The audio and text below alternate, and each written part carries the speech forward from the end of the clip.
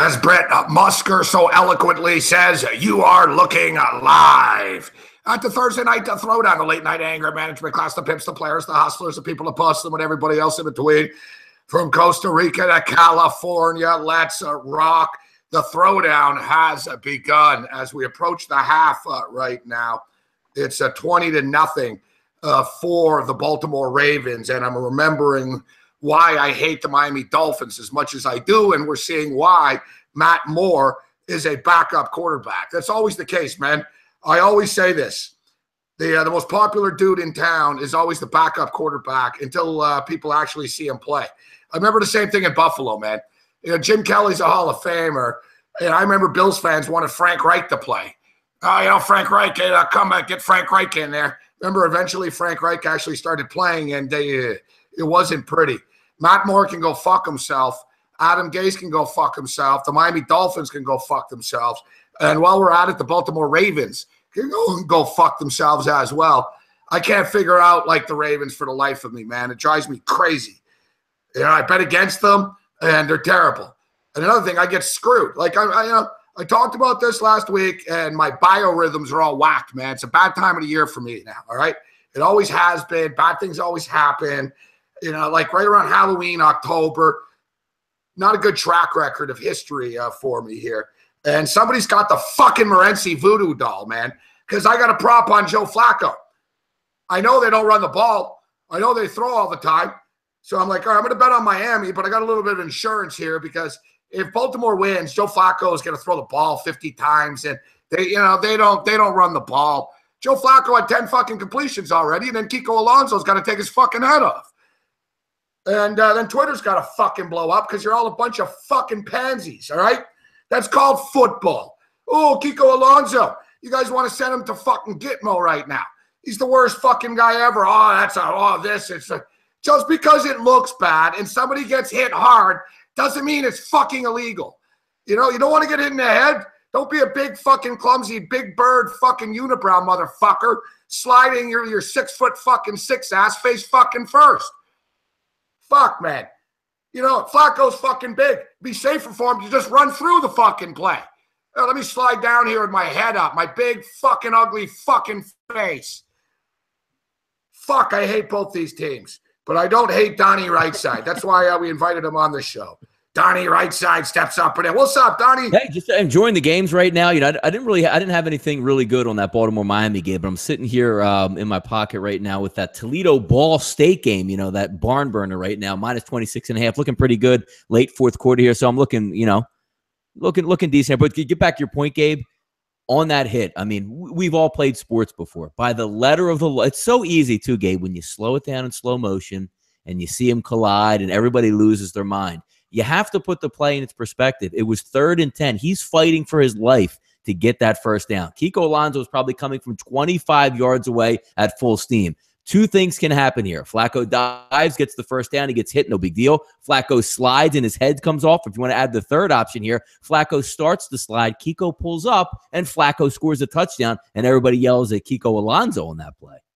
Yeah, you're exactly right, man. In slow motion, it looks bad, but we see this all the time, and we see it in hockey now, Donnie, in which there's a big body check against the board. Some guy goes flying. In the old days, that's just a good hit, and that's hockey. Nowadays, it's like, oh, we better start a fight. How dare you hit this guy this hard? We see it all the time. You know, if a wide receiver gets fucking drilled sometimes after he doesn't catch the ball, you know, there's this sort of that, well, he's defenseless, let's call a penalty. You know, you really do get penalized for smoking someone nowadays. Now, listen, I'm not stating, you know, by the letter of the law, all right, you know, you got hit in the head. It is what it is. But it's a football play. You want to call a penalty, let's call a penalty. But people blowing up here like it's the fucking end of the world. It's the same shit like when Gordon Hayward broke his leg. Fuck. You know, athletes get hurt, Donnie. You know, people are like, oh, it's tragic. No. 600 people getting shot outside of Mandalay Bay is tragic. Fuck. A basketball player breaking his leg, shit happens. Yeah, and you know, Gabe, the interesting point of that, I've said it for a couple of years now, but it comes more and more evident. What is the point of the slide in football other than to create uncertainty where a player can get hurt, drilled in the head? Because it's an unnatural football play. Let's just say if Joe Flacco knows it's 3rd and 10, he knows he can't slide. 2 things are going to happen. He's probably going to get down way sooner, like, you know, head down on the ground, where he's going to try to slow down and make a move where it's not a super collision impact. But on a third down play, if you take the slide out of football, quarterbacks will understand that. And again, you're right. Joe Flacco's a big guy. If he braces for impact, it's probably not going to be helmet to helmet. You take a shot, you get up and keep moving on. And the other people that say, well, ahead, do you know how fast these two are running at each other?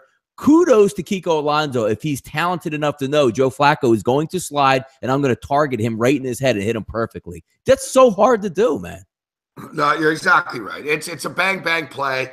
It's hard. And even with the quarterbacks, remember people bitching about the Aaron Rodgers hit.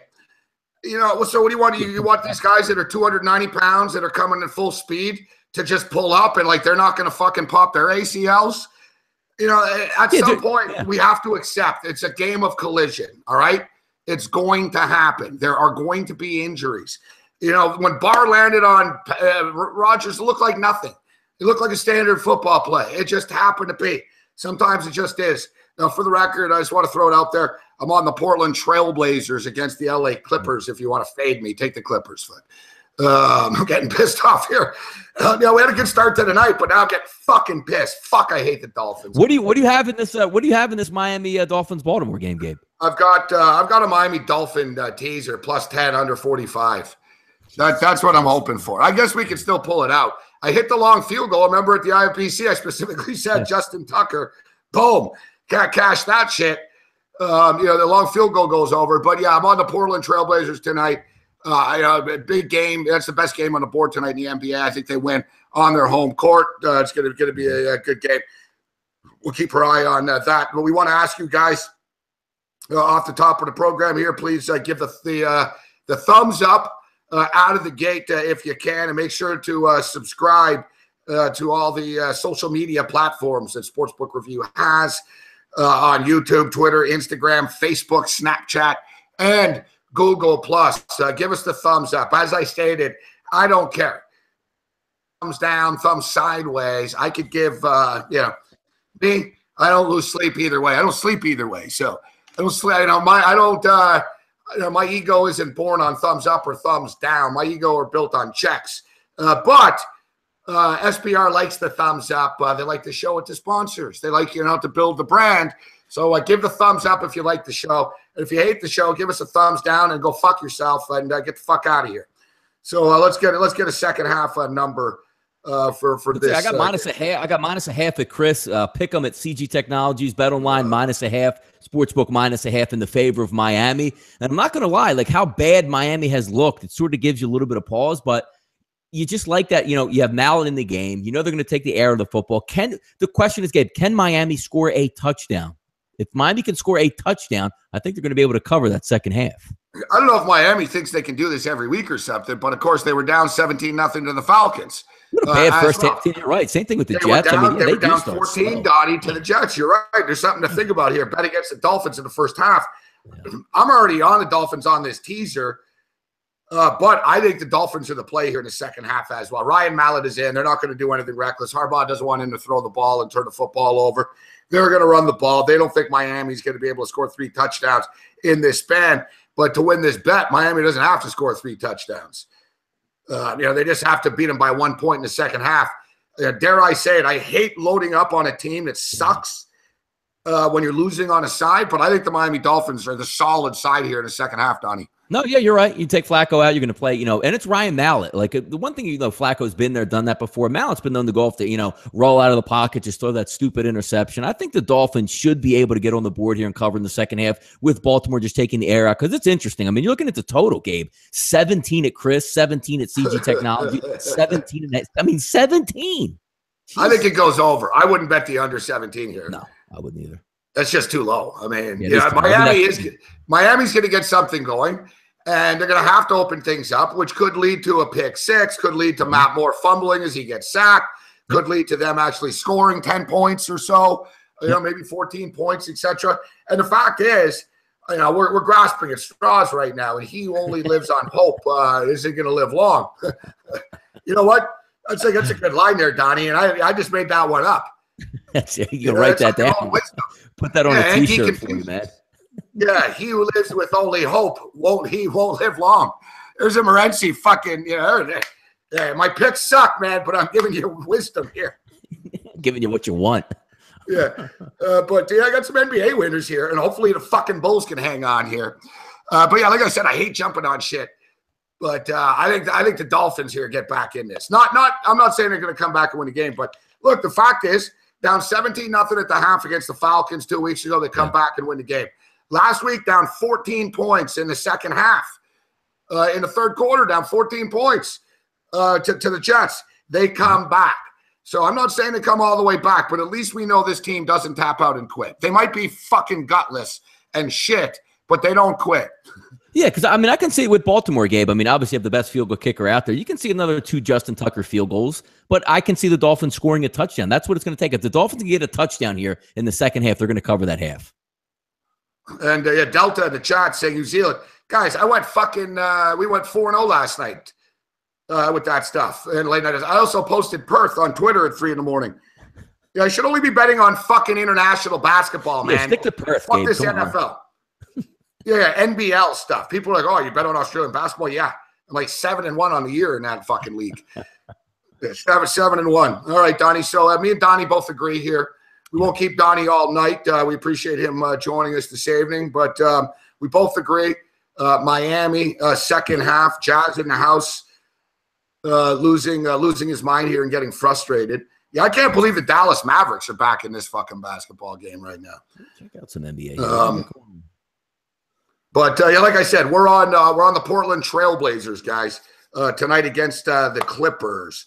So, Donnie, have you kicked the tires on Week 8 in the National Football League yet? What are you looking at? What games have caught your eye? There's some interesting stuff. I'm telling you one thing. I talked with Teddy earlier, looking at 269-270, the Dallas-Washington game. Boy, I really wanted to take Dallas this week, Gabe, but all those injuries just pile up. I thought it was a good notion. I led into that Eagles play on Monday Night Football, figuring the Eagles are the better team that should be able to win and cover. But, one of those circle the wagon games, as people in Buffalo would say, would be the Washington the following weeks, and we have to beat Dallas no matter what. But if you're going to come in that game with 3-4 offensive linemen banged up, Dallas somewhat healthy right now, looking like a better football team, I would stay away from that one. Do you have any thoughts on that one, Gabe, that Dallas-Washington game? I was leaning with Dallas as well, but, Washington could respond. Kirk Cousins just doesn't win big games, Donnie, and I consider this a big football game. Yeah. I like the way Dallas came out of the bye last week and punched San Francisco in the mouth. And I also know that Dallas understands at 3-3 and with your boys at 6-1 that this shit is real right now. The honeymoon's over. They've got to dig down. It's a tough football game. I'm leaning Dallas, to be honest with you. I'll be keeping my eye on the injury report. No, I agree with you there. Like, I was circled it last week before the game even started with the Eagles. I just wanted Washington to escape. I didn't even care what the final score was, as long as Washington lost and stayed somewhat healthy. But they got so beat up in that football game that now I sort of flipped that tide. Because in the Northeast on Sunday, I heard you talking about as well, Gabe, keeping an eye on the weather forecast. In Philadelphia, it's supposed to be rainy. Washington, possibly rainy. Probably Buffalo as well. And that feeds into it as well. Like, if you're saying to me, Dallas, a mobile quarterback that can get out of the pocket. You have a big-time wide receiver you can run some play action for, but you just keep it on the ground with Ezekiel Elliott and chew that game up. It points to Dallas right now when I really wanted to take Washington, Gabe. Donnie, the Westgate Super Contest last week, the consensus picks, 0-5. The top 11 consensus picks. So in order, the top 11 most played picks were 0-11. We're 0-11. Yeah. A lot of those games we talked about with Jeff, those Green Bay games, the Giants. There was a lot of those games that dipped, Cincinnati as well. All those games that dipped lower that looked like it was a little bit of sharp money in that when they all actually went to the public. And that's it. And I'm not saying every one of the 2,800 people in that contest is sharp. There's some rich people. There's just some, recreate, whatever. Mm-hmm. But at the same point in time, there are a lot of sharp guys in that contest. Yeah. Mark Lawrence, sharp guy. Mm-hmm. Mark Lawrence, 2 contestants. 2 years ago, me and Mark Lawrence and our team, we tied for 8th place. It was crazy. Mm-hmm. Me and Mark Lawrence, we tied for 8th. Mark confessed he went 0 for 10. 2 fucking entries, Donnie. Couldn't win 1 fucking game. And, so basically 10 different plays, and he went 0-5. 10 different plays, each one of them lost. Wow. Jeez. Yeah. 10 different plays. No, there were a couple of multiple ones, but yeah, essentially, we weren't much fucking better. We have 4 entries. I think we racked up 3 or 4 fucking points. It's fucking disgusting. But where I'm going with this is, and it's Dallas, Washington. Where I'm going with this is, the barista that won the contest last year, Donnie, just a guy that works at Starbucks at the Luxor. just a normal guy, works at Starbucks at the Luxor, bets off football, casual guy. And he goes, nah, I'm not, I don't consider myself a sharp, and I'm not even into all that ATS stuff. And he goes, I just sort of bet on good teams and bet against bad teams. Coming into this weekend, this is sort of my approach. We can, we can talk about angles and this, and while they're back home and coming off of this and doing that, I just look at this game. Dak Prescott's better than Kirk Cousins. Elliott's the best player on the fucking field. Yep. Dallas are simply a better football team than the Washington Redskins. I'm almost simplifying things coming into this weekend, Donnie. So if I had to bet this game, I'd rather just have the better team, the better quarterback, and the better running back. Yeah, and especially, Gabe, if you're getting a little bit of a sloppy field, that's built for Dallas. Give me that big offensive line. Give me the better running back. Give me the quarterback that he can run out of the pocket, do a read option, and run with the football. Obviously, I mean, Kirk Cousins, a little bit mobile, but no even stretch there with how good Dak is on that. I would agree. There's a lot of those games out this week. You're right. I mean, when you break it down to its common element, it's all about, matchups and getting in there and who won the last 6 years. Throw it out the window. Better football teams are going to win at this time of the year because now that some teams, Gabe, are 0-7, they're no longer playing saying, hey, you know what? It'd be nice to win this week. They're just in evaluation mode, about to get drilled. Case in point, looking like the Cincinnati Bengals. Like originally you look and say, wait a second, Cincinnati's -10. But when you break it down, what the hell has Indianapolis even got? They're 1 week away from their coach getting fired. Jacoby Brissett's been playing terrible. They can't do anything. And Cincinnati's still hanging in the balance saying, we must win this football game. I would never usually lay 10.5 with Cincinnati, but it's pointing in that direction. Donnie, I gotta say, I love the Eagles. The Eagles here. You look like a coach, Donnie.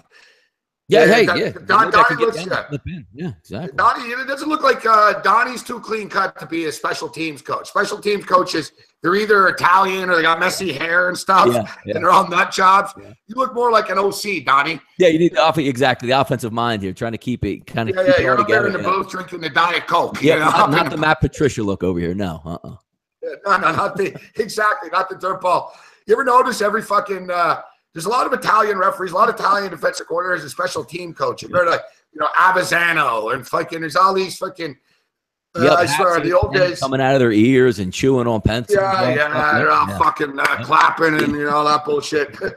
But so speaking of simplifying things, last week you and I both doing it. We would all fall guilty of this shit, guys like you and I and everyone in the chat. Trying to say, San Francisco, they're not, they're not very good, but they battle and that's getting 6 at home. I'm not saying to take Dallas, but that's a dangerous spot for Dallas. Yeah, it was a real dangerous spot. They fucking smoked them, right? San Francisco is shit. And I'm hearing the same thing coming into this week. And Lord have mercy on my fucking soul.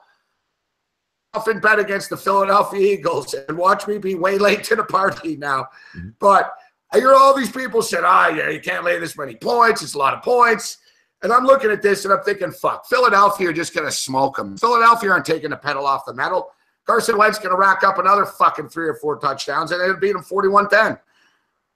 No, Gabe, when you look at this football game, I've been waiting, and, it still says undecided on who the quarterback is, but I think we know it's going to be the young kid Beathard coming in here. Looking with Hoyer, going over each game, you have a veteran presence. If he can keep you in the ball game, sound, he's not going to get, goosebumps or scared, any of that. Beathard comes into his first start last week and looks like a deer in the headlights. They got run right off the field. Now you go into 0-7 mode. They're going to keep him at quarterback because they just want to see what he has. They want to evaluate talent. The 49ers are no longer in the business, Gabe, of winning football games, opposite of the Philadelphia Eagles, who now have that power struggle right now. Who's the best team in the NFL? Who's the best team in the NFC? There will be no letdown here when the 49ers are coming here going, hey, Reuben Foster, he's a little bit banged up. Maybe we shouldn't play him if it's a little bit rainy. They have 2 or 3 offensive linemen banged up here, one with a concussion. You think they're going to rush their one tackle back with a concussion in this football game? No way he's not playing here. You're just looking to evaluate, put some stuff on film for the 49ers, not actually be engaged. When you look at the matchup here, the Philadelphia Eagles, Gabe, they should go up and down the field 35, maybe even 40 points, depending. Now, again, if it's a monsoon in Philadelphia, all bets would be off in that case. But let's just say it's a little bit of rain out there.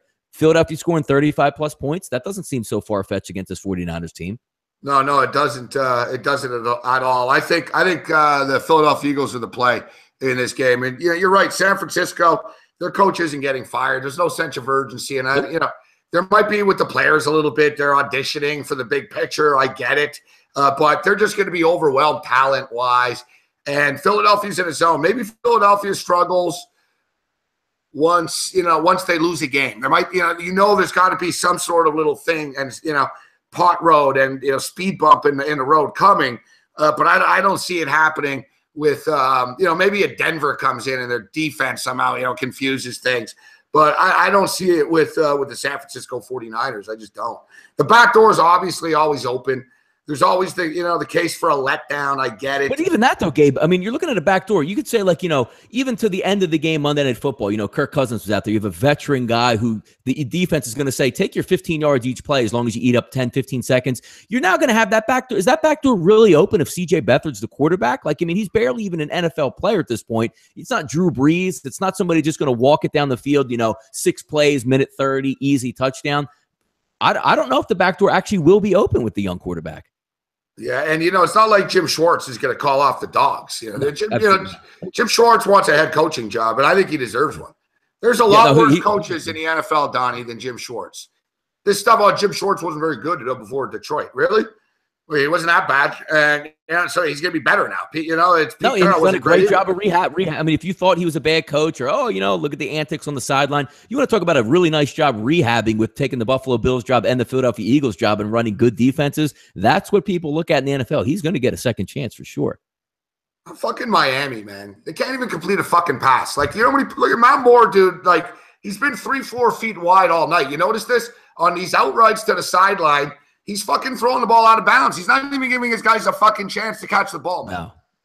No. And it's not to say that they don't have weapons or anything. I mean, this is pretty embarrassing. It's not, I don't know what to say on this. I mean, hopefully they keep it close. Again, I still think they can get a junk touchdown, but if you're just going to go 3 and out repeatedly here and not even give up an effort, it's kind of a joke here. But that under 17 is probably well in play by now. I know. I was just, he read my mind. I'm like, fuck, I should have grabbed the second half under.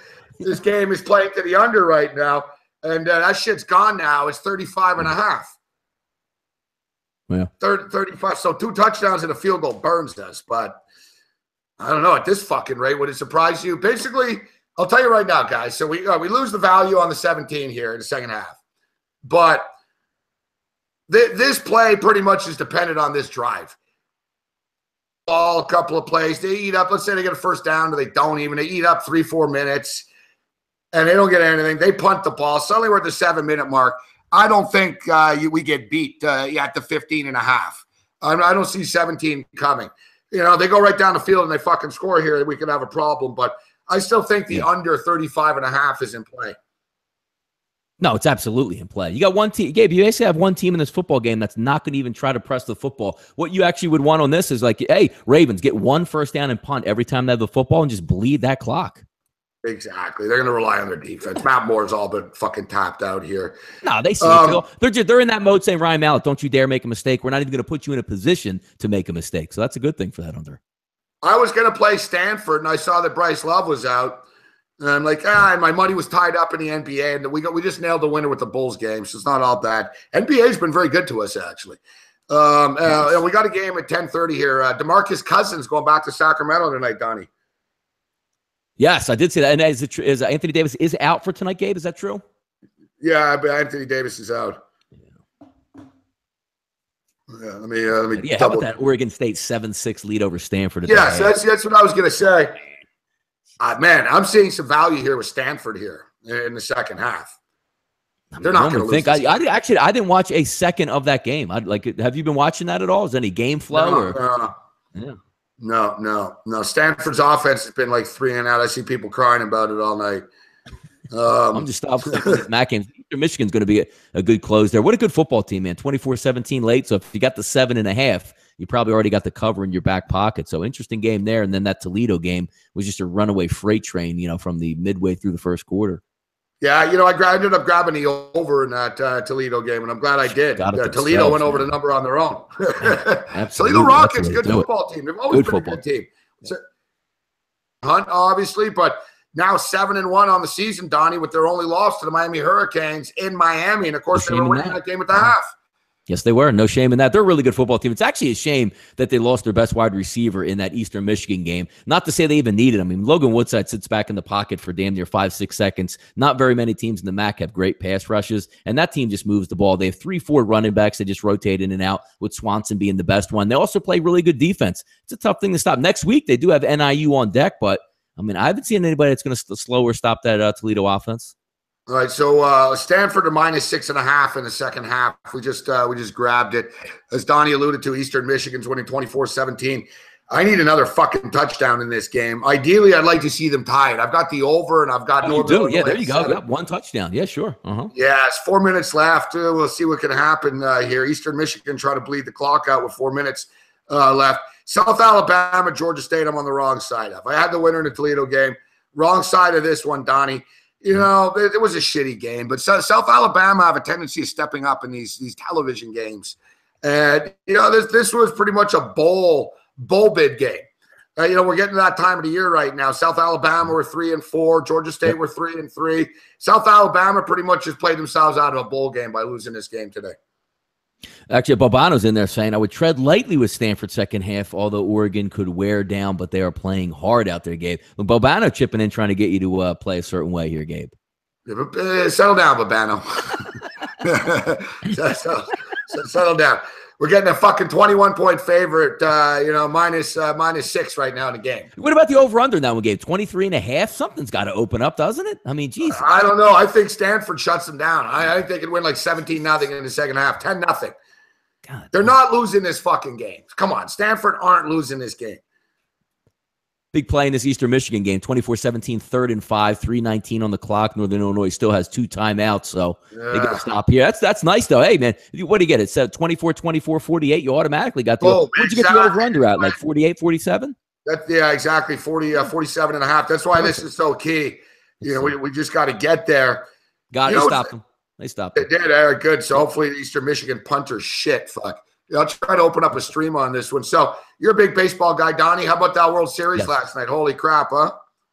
Yeah, no, I pulled it. I had in game 1, I had Clayton Kershaw, just took the -166. That one won. Then game 2, I was like, hey, you know what? I think the game's going to go over. You know, sitting there back going, I blew that game and some late game heroics, which is it's a shame because I know you had. Did you have the Dodgers last night, Gabe? I had the Dodgers in the under, and you know what? I had a 98-0 fucking chance of winning the bet going into the last 3-1, unbelievable. 3-1. You bring in the best closer in the game, and it doesn't happen. But even when you looked in the late at the 11th inning, just to try to get the Dodgers back, you have the one home run. It's a shame because you had 2 loud outs before that solo home run. One of those guys gets on base. You're going to continue that game. You had a tough one, fun to watch, but not so fun, I guess. If you no, you know it's funny too. Is fucking unbelievable, man. They're Miami's stopping them. They're slowing them fucking down.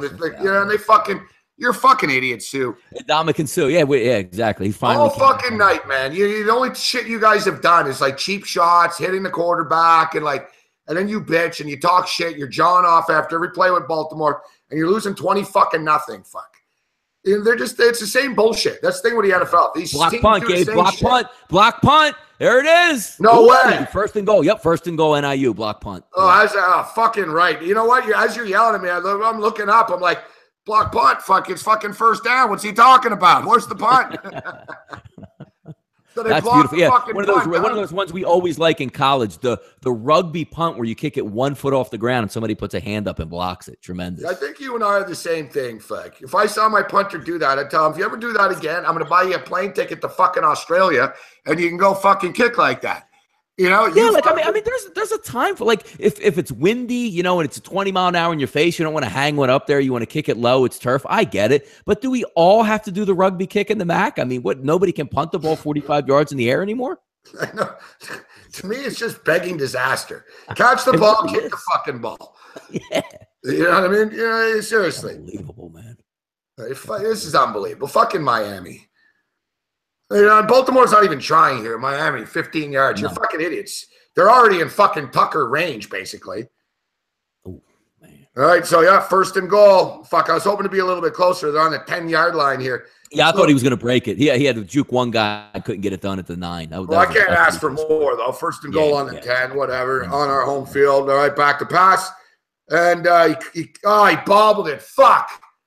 Yeah, it was close. That was close. Fuck, man. Not a great pass, but the kid should have caught it. So good He's call got by 4 you, down Donnie. territory here, so. What's I that? remember people were asking you about the World Series. Yeah. And, you said, well, listen, if you like the Houston Astros in this series, you said on the TV show, actually, with us on Fantasy Network, said, if you like the There Astros. You go, Gabe. Touchdown. Series, Touchdown. I hate to interrupt you there, but you're good. You're good to go now, Gabe. Good work. Oh, boy. All right. I needed that. Nice. Yep. There you go. Make up for this fucking Miami bullshit. Fuck. All right. Ultimately, I'd be like to win by 7 over there. Yeah, so I was going to say, good call by you. Nice run by Childers here. Good shit getting in the end zone. Touchdown. Got to get the extra point in here. And here's Tucker in for the field goal of 46. He ain't going to fucking miss. That's a layup, man. My goodness, this guy's thumping tonight again. All right, we jinxed it. Fuck. Oh, yes. How about that? It worked. That's hilarious. I knew what I was doing, Donnie, and I was like, I never misses. Fuck. Yeah, exactly. He's hit his last 46 extra points in a row, and he misses. It happens every time. I fucking hate that when I hear in college. Oh, and this kicker, he's fucking 18 of 18 from 20 yards always, in. Like, shut always the fuck sets up, him up. announcer. Yep. Always. Like, you're going to jinx him. Like, that was blocked. He didn't miss, but nevertheless, save, guys, save. All right, keep hope alive. But, yeah, so great call by you. But you said before the series started, if you want to bet on the Houston Astros, wait it out because Kershaw's probably going to win game 1 and Verlander's probably going to win game 2. So wait for game 1 and then get those odds.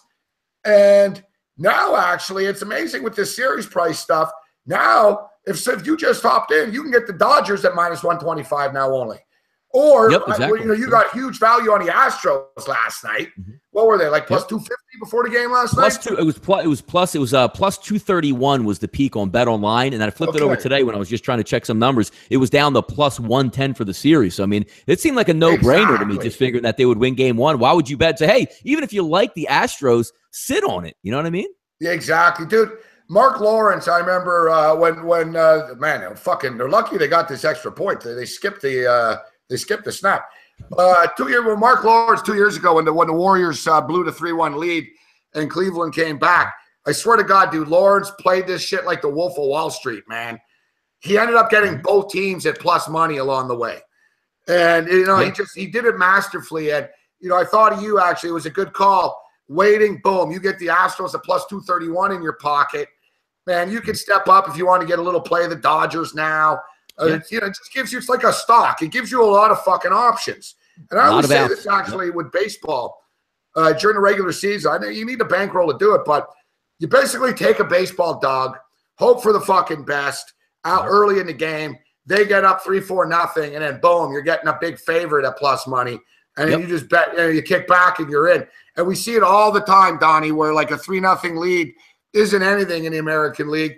But for the Sportsbook in-game computer, it really alters the odds. And you can end up with plus money on a baseball game on both sides. Last night's a classic example of that. The computer was going crazy. They were dealing plus numbers all night on both teams.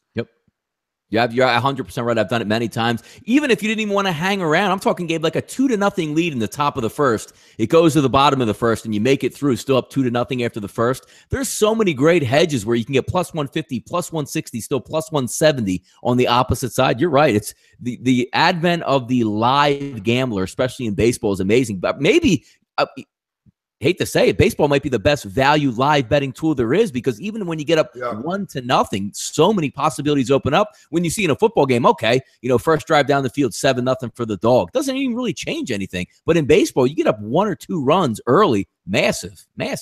No, you're exactly right. So I think I like you, Darvish, here tomorrow. I like Darvish. I like Darvish under pressure. Darvish has been a fucking stud for the last 2 months or so. He struggled in his first 3-4 starts with the Dodgers, but he's really locked it down. He's been great on the road in 2 playoff starts this year, Donnie. Darvish is he's good under pressure. I don't have a problem with this guy under pressure. I like the fact we've talked about it all week, guys. The fact that Darvish comes from the Texas Rangers, from the same division as the Houston Astros. He's pitched against these guys, the Astros collectively, and it's a nice sample as well. And fantasy guys are always, it's not a big enough sample. Even the fantasy nerds today accepted, it's a big enough sample. It's like 163 at-bats. And, they're only hitting $191 against them. And, Donnie, I'm playing the human element here, buddy, and I'd like your opinion on this. It's the World Series, man. They have those red, white, and blue political banners up in the stadium. You get bunting. special. Yep. You got the banners are up.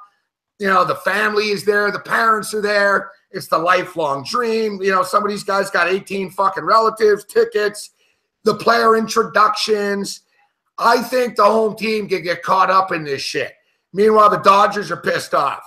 We've already been through this shit. I swear to God, I saw pictures of Clayton Kershaw after the game the other night, after game one. Pictures with his chick and celebrities and fucking. You think they won the fucking World Series? Yeah.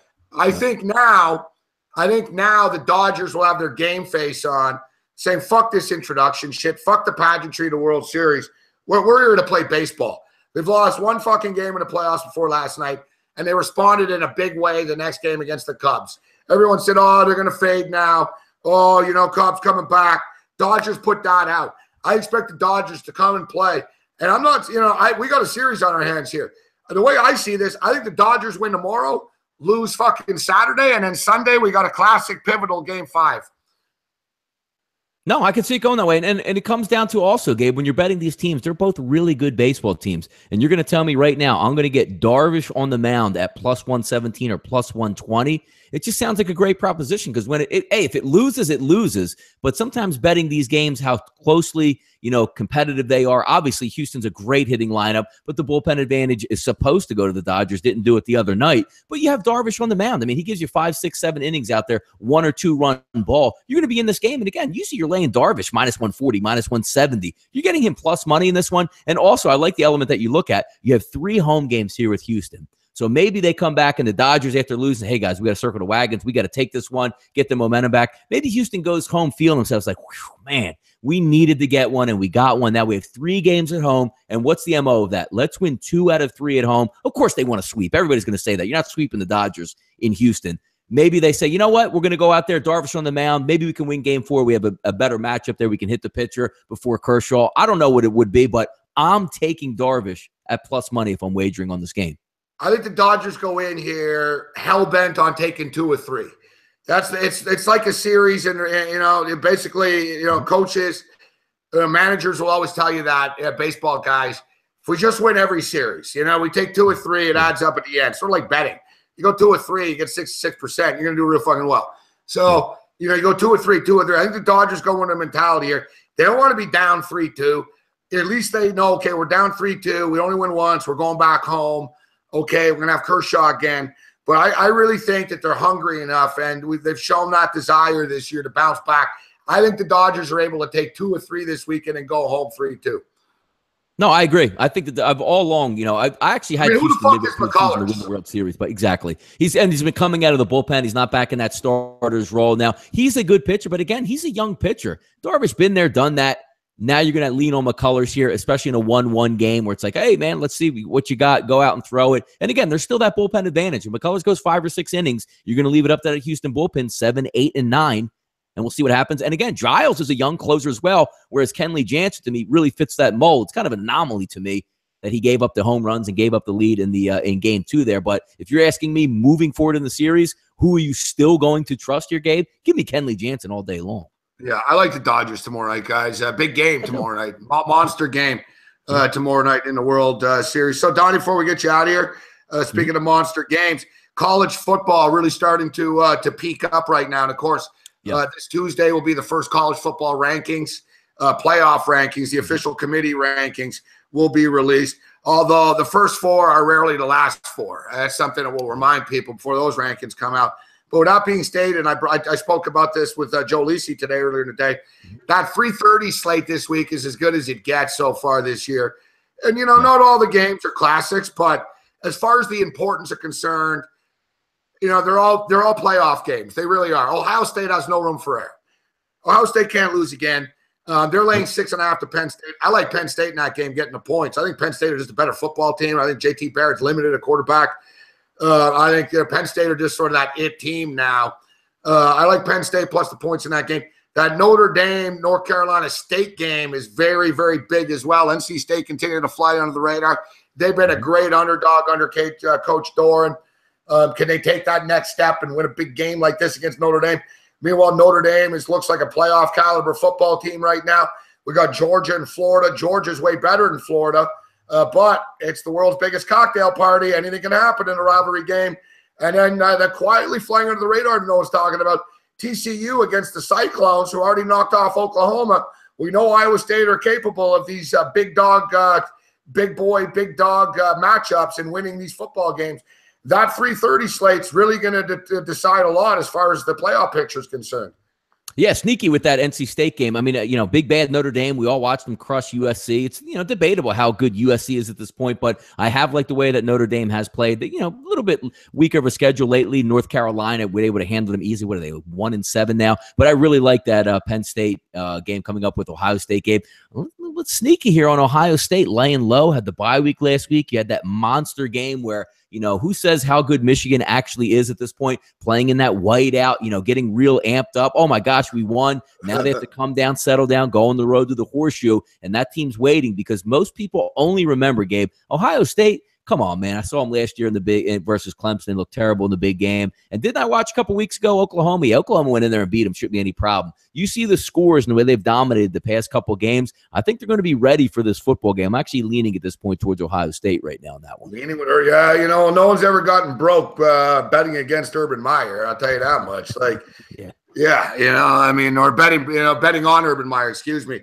Urban Meyer's a hell of a coach. He's a dick, but he's a hell of a coach. Yeah. Yeah. But I want to look at Penn State's track record here. And Penn State just don't lose. I mean, they don't lose. And when they lose, they're a good football team. They lose by close games. You know what I mean? Like, you're right. Look at the Iowa game earlier this year. Penn State have played in a lot of close games. They find themselves in these situations. But, I'm looking at Penn State. When was the last time they sort of got blown out by anybody? No, yeah, I mean, there's something to be said about going. I mean, you say what you want about Iowa and how they turned out, but good teams win games like that and drive down. And then when the pressure goes against you, when it's Ohio State, the crowd's breathing down your neck again. You're down what? Just fictitious score 17-10. You got the ball 3 minutes to go on your own 20. They can sit back and be like, hey, man, we did this before. Let's go do it again. So when you're battle tested in that fashion, I like the fact that they blew Michigan out last week because they're going to be coming in really confident here. I just think overall that Ohio State defense is going to try to strangle the running back position with Saquon Barkley and say, Trace McSorley, you got to go out here and beat me on the road. It'll be a tough environment. It seems like a lot of points when it initially opens up at that 6.5 number. I just think Ohio State might be ready for this one with the bye week, signaling on their plays, getting ready to go. I like teams off the bye in college for the most part. I like where you're going with that. I respect your opinion on it. I like NC State. I like NC State plus the 7. Yep. Notre Dame coming off a big win against USC. They're 3-9 against the spread the last 12 times the week after they play the USC Trojans. So there's something there to be said. But I'm not buying in that this is a letdown for Notre Dame. How can it be a letdown when you're playing for a national championship? And Brian not Kelly, at home. And not at home. Yeah. Not at home. Yeah. And Brian Kelly even stated it. He said that every week's a playoff for us. He said, we don't play in a conference championship game. This is what we play for. We play a tough schedule every week. We know what the deal is here, especially now. So Kelly understands this. Every week's a playoff game from here on out for the Notre Dame Fighting Irish, which leads to a lot of pressure, actually. And then you got NC State coming in here. Now, NC State beat them last year 10-3. I believe the weather was pretty bad in that game. They beat them 10-3. Terrible. It was terrible. Yeah. NC, I remember that game. Yeah, it was bad weather. NC State's defense, Donnie, that fucking front, man, they got some real NFL talent up there. They're fucking beasts. I think it's going to cause Wimbush a little bit of problems, actually.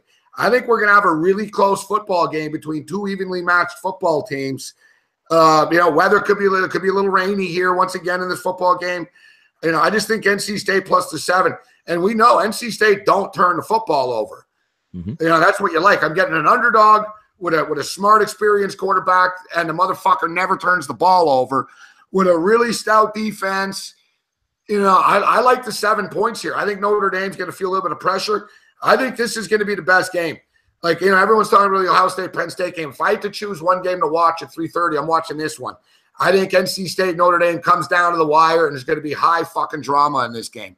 Yeah, the one thing that you need to stop with if you're going to play Notre Dame, you need that fast, physical front seven. NC State gives you that. They give you that. They have the pedigree. They have a good coach. They have a good quarterback. They have some skill position weapons where if this game goes, not their way and they're still down in the second half, you're hanging yourself on that, 7.5. They can come back and win this football game. And at the end of the game, the most important thing let's just say it's a 7-point game or a 10-point game. There's 4 minutes to go. Just like you saw in the NIU game. NC State can stop the run and get off the field for an extra chance to come back in that football game. That's what I look for when I need a team to go in. Can they win the football game? They might be able to win the football game. Not asking them to win it, but I need to know in the fourth quarter that if I'm down 10 points, I can get off the field for one more shot, and they can do that, Gabe. Yeah, it's going to be a fun Saturday football. Hopefully I have some money left. Hopefully I have some money left in my bank before it's all said and done. Those are pretty much the big games this week, guys, right? All at 3:30. Mm-hmm. That's going to be a nice chunk right there. Oregon State still up 7-6 on Stanford right now. And, of course, me and Donnie will be kicking it Sunday morning at noon Eastern, week 8 of the National Football League. And next Thursday, Donnie, I'll be at the Jets-Bills game, finally getting out of the house and getting out of the bunker here. I'll be going out to MetLife. Going to MetLife there, huh? Yeah, absolutely, man. We'll be doing the show. We'll be doing the show next Wednesday from New York, from an undisclosed location yet. I'm in talks right now with Trump Tower. I'm seeing seeing if Trump Tower let us set up shop there. And they got a Starbucks there. Maybe I can just go in. It didn't work. That Starbucks didn't work out so well for Ed on the one occasion. They don't like our kind in there. Every time I see Trump Tower, I always see there's a Starbucks right in the lobby. So I'm like, I'll just say we're live from Trump Tower. But we're going to be doing the show Wednesday, and we'll figure out Thursday how we handle it. I'll be at the football game. That's good. Maybe I could just join everyone late, all wasted, from the hotel in Jersey or something. With a Buffalo Bills winner. Yep, absolutely, man. Yeah, hopefully. What do you think of that Bills Raiders game? I like the Bills. I'm telling you, and Gabe, I like to follow things. I like to see people on Twitter. I like to hear people talk about it. And I hear people build in that case, like the Oakland Raiders. And I'm saying, okay, I know they beat Kansas City at home. I know they're rested. But when I look at the Bills at home, they do the stuff that you need to do to stop the Raiders. Because if you're the Raiders on defense, you're going to have Tyrod Taylor. The two defensive ends are going to come up the field, which leaves those lanes for Tyrod Taylor to run and make some plays. And I'm still not sold on that Oakland Raiders offense out there. I mean, Gabe, we talk about it all year long. Sean McDermott has that defense rolling. They're at home. They play well at home. And again, you're not asking them to win by 10 points. It's like a 2.5-point line. Trying to build the case for Buffalo there at home. Because it's still early in the season. Now it's not so early in the season. Tell me about that crowd, Gabe. Tell me about the Bills crowd right now saying, we have a legitimate shot to maybe win this division here. They're going to be on fire on Sunday. No, they are. They're on, literally setting themselves on fire. It's a good one. Yeah, you're absolutely right. It is literal, yes. Yeah, actually, they did last week, too. I saw it. I got slammed on the table, and he's like an inferno rolling off there. I don't know. These fucking guys have taken it a step too far. Like, they're fucking nut jobs. God bless them. It's all the years of shit football. They entertain themselves in the parking lot. But, okay, guys, now we're good. They show a little dignity here. Fuck. Big man on campus. By the way, you're looking at this, watching this Dolphins game right here, right? It's 2nd and 4. Kenny Stills catches a pass for 6 yards over the middle, runs backwards for a 3-yard gain. So now it's 3rd down. Yeah, that's it. Great football. I see it. And then runs his mouth after the play to the Ravens. Yeah, exactly. Yeah, let's see. You're right. Yeah, run sideways. Yeah. 3rd and 1. And of course, the first down, man. Of course, they set up in shotgun. And at least they ran the ball and they picked it up painfully. You ran the ball and got the half yard. Congratulations. Can we get a touchdown here, please? Yeah, well, you know what? I'm an optimist, Donnie. I'll tell you what. It's 20. So listen, the second half under 35. That's still alive right now. Yep, absolutely. That's still alive right now. But I'm an optimist, not teaser. Hey, I got him plus 10. We fucking make it 20-7 right now. Yep. And then I got a full fucking quarter of football to get a field goal or maybe a touchdown. Yeah. We can backdoor this teaser, buddy. Amen. Yeah, amen is right. Yep. Positivity. We're gonna get screwed over in this. We're not getting the. We're not gonna get the cover here in Northern Illinois because they're down by 3, but they're about to score a touchdown. Well, what do you have the line at? What did you get it at? 7. 7? Yeah, but here's what you want. Here's the thing. I want. Yeah. Unless they kick a field goal. You know what I mean? Yeah. Yeah, that game's over now. Trust me, I didn't do good in math.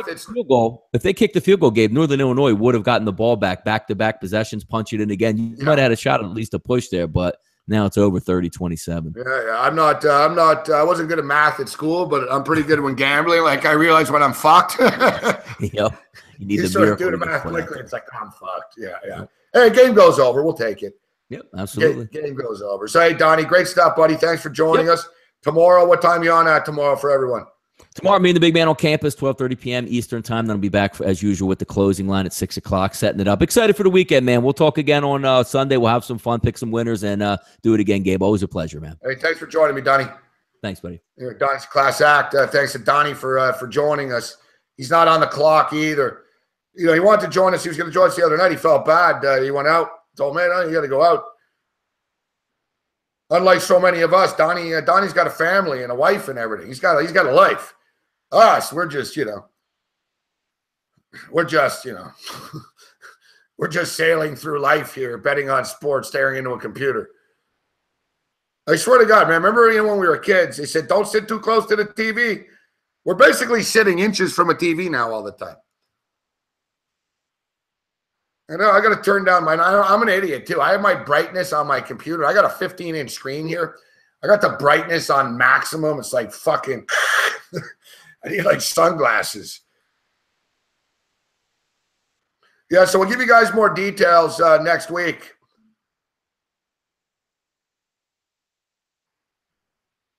We'll give you guys more details next week, but any of you in the New York area, we'll be broadcasting live. We'll be doing a couple of live TV shows, radio shows live from Rock and Riley's right across the street from Madison Square Garden.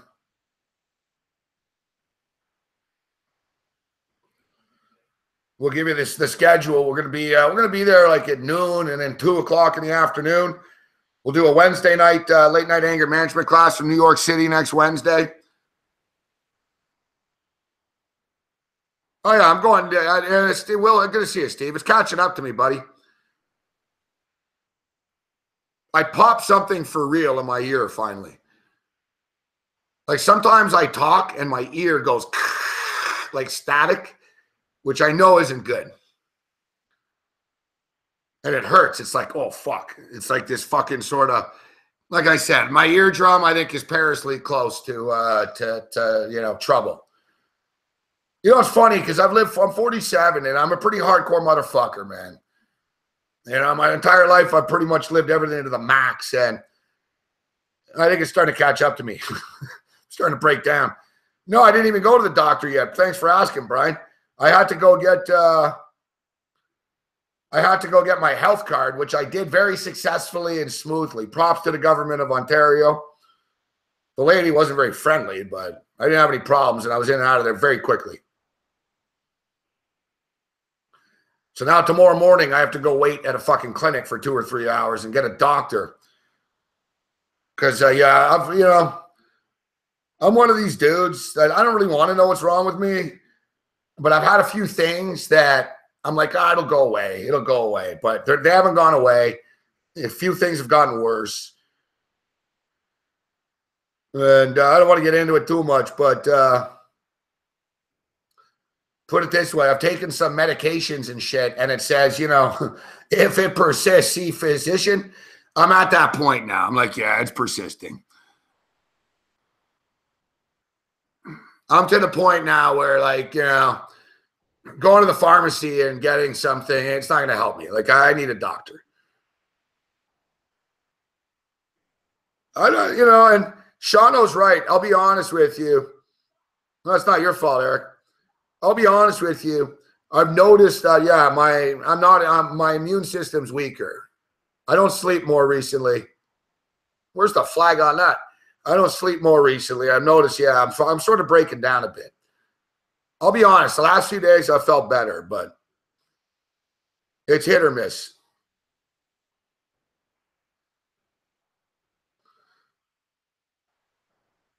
Am I drinking? I'm on the fucking air every night, Delta. Do I look like I'm drinking?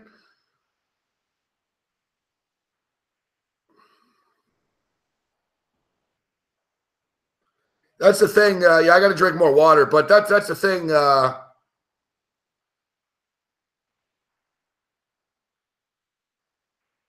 Oh, fuck me.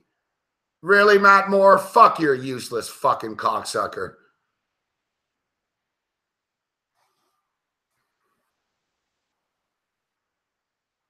Fuck, you're fucking useless, man. Now we see why Matt Moore's a fucking backup.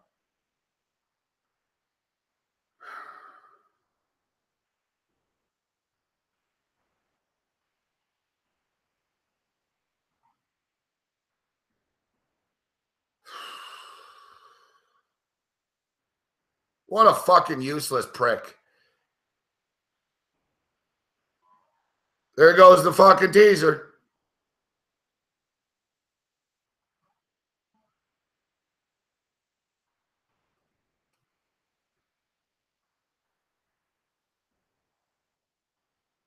I think the biggest problem for my health is betting on shitty football teams. Fuck your useless Matt Moore. Like, really?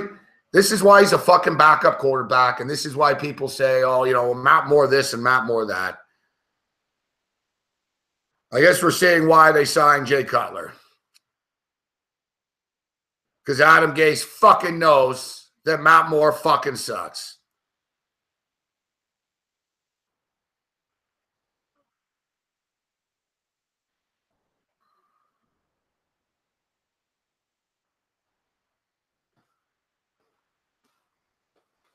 Crazy thing is, this guy's a millionaire, fuck.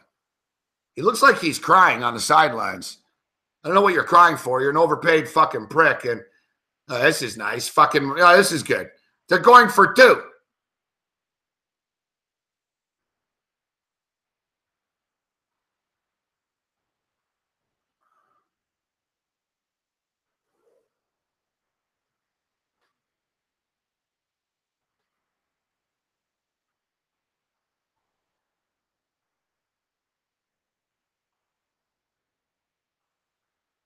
They're going for 2. Yeah, you can't blame Adam Gase. I think Adam Gase is a good coach, but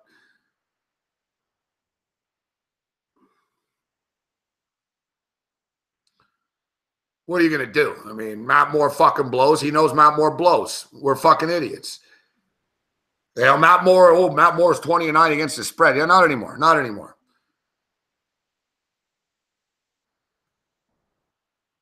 I would say it's a dick move of them to go for 2. I'd say it was a dick move for them to go for 2, but it's also a dick move to smoke Jay Cutler, fucking Flacco. Joe Flacco in the head. Really pissing me off. I can't find my remote control, man. No joke. Like, I can't find it. That's the thing. I'm not sleeping enough, so I'm sloppy, fuck. And my place isn't fucking clean enough that I can just sort of see it. Like, I don't know where it is. It's fucking it. I look for a good 5-10 minutes before, too. Like, I didn't just do a casual look. I actually did a serious, like, where the fuck's the remote control? I was half asleep earlier, like 8 o'clock, and it was on CNN. I got tired of them crying about Russia and shit. So I was like, oh, it's 8. I got to put the football. I changed it. So I didn't bring the remote control to the store with me, so I don't know where it is in here.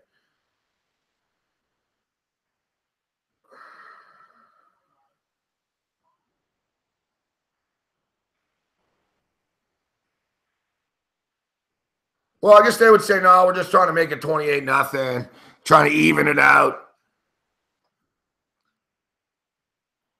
Like someone said, no, I need the real Tinder. I thought he said a remote. Yeah, I don't, I turned off the GPS on my phone once. They asked me that. I couldn't find my fucking phone, and I called. I was like, listen, don't you guys, aren't you able to track these phones where they are? And they're like, yeah, we could, but you turn your GPS tracker off manually. I'm like, I did, didn't I?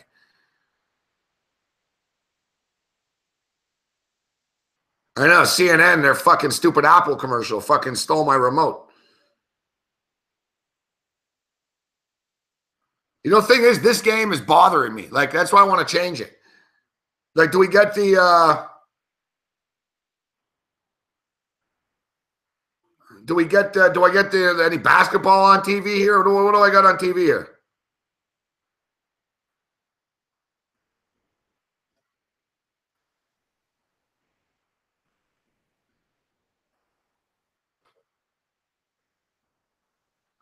Yeah, it's a banana. I don't know why they're giving free fucking advertising to Apple. People are so stupid, they're just going to look at that and think it's an Apple commercial. Well, this game is as bad as we fucking could have fucking hoped. There is NBA on right now. You got to be fucking kidding me.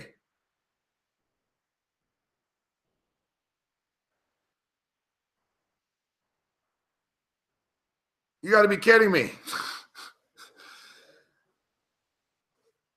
I can't change the channel manually. Like, I need the fucking control. Like, if I change it, it's, I can't do it. I don't want to watch this football game anymore. It's like fucking waterboarding. I'm being tortured here. Kings and Pelicans, huh? All right, it's better than this piece of shit. Last night, it was this morning, actually, because our international basketball picks have been fire. So this morning I wake up, I looked, they got Cuba, like there was some Cuba action. There was some Cuba action going on. They actually have a basketball team in Guantanamo. I was unaware of that. I thought they just tortured people there. I didn't realize they had a basketball team. Try getting my dick sucked and waterboarded at the same time. Sounds fun. I'll be honest, Young Jeezy, at this point in time, I'll take it. If it means I'm getting my dick sucked,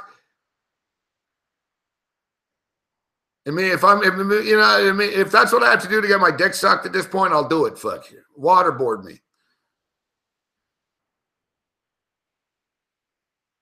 That sounds like something that fucking kink company in San Francisco. You just gave him a good idea. Are you sure you're not a porn producer? Waterboarded too.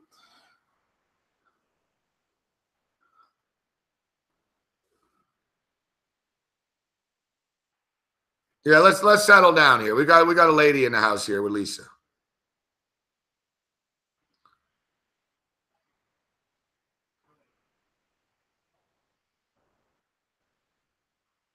Make it stop, man.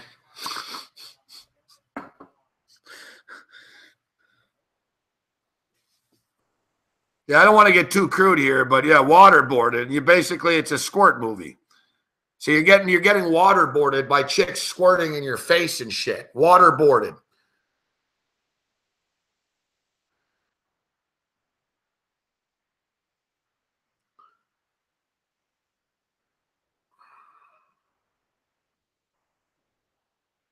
I hate to admit it, but I could come up with a lot of good porn concepts too quickly.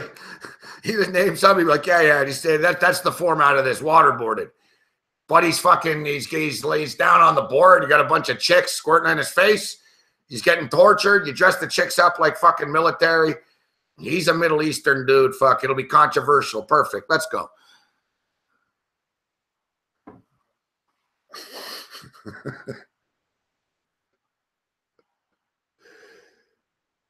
Except instead of waterboarded, it's called waterboned. It's called waterbone. Water broad. Water broads. You sort of have like a Gitmo looking thing with the military chicks with big tits and shit. Do you want to get waterboarded? You sort of have the tagline. You won't mind getting tortured here. Waterboned. I like water broads better.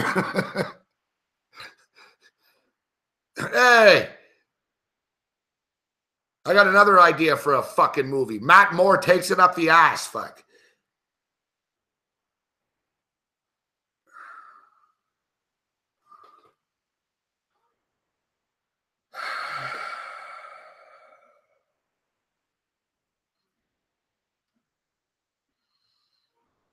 You know, you could actually call this a porno because Matt Moore's been fucking sucking dick all night.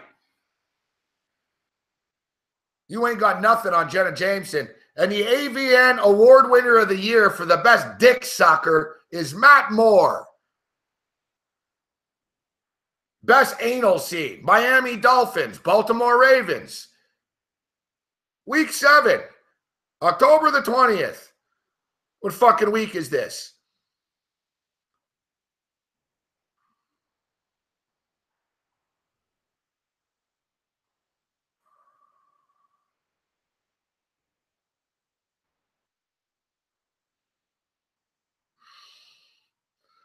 What do they say? What do the kids say? Delete your account. Delete your career, Matt Moore. I like GSP. Yeah, the Matt Moore era. If Matt Moore was a pitcher, his ERA would be 13.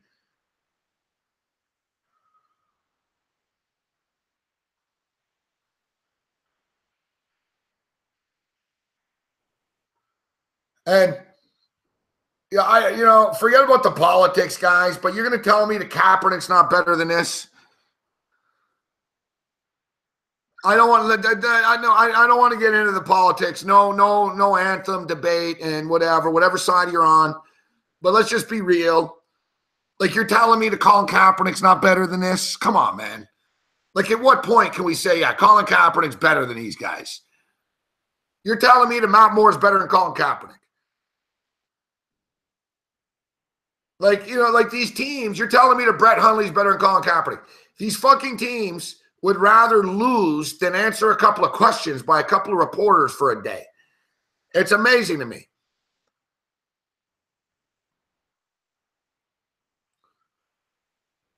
And like I said, I don't want to get into this shit.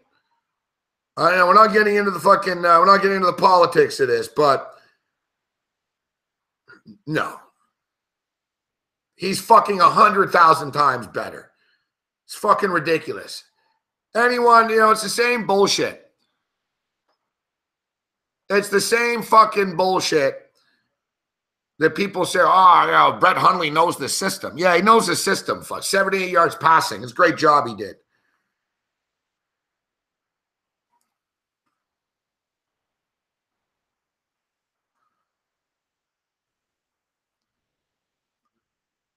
I don't disagree. Johnny Manziel would be better than Matt Moore. Fuck. Vernon Adams can't play, Rob Job. He's all right. Vernon Adams is in the CFL, and he couldn't even win it. He wasn't a starter in the CFL. He didn't go 2-14. He didn't start every game last year, QQ Wilson.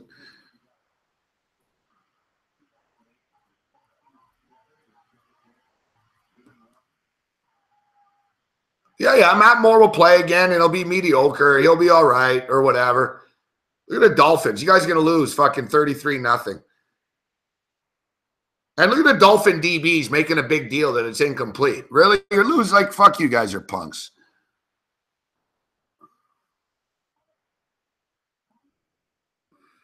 See, even Lisa says it.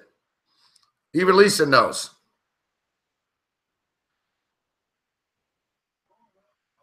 Fucking Matt Moore sucks more than fucking Michael Moore. We'll get political for you.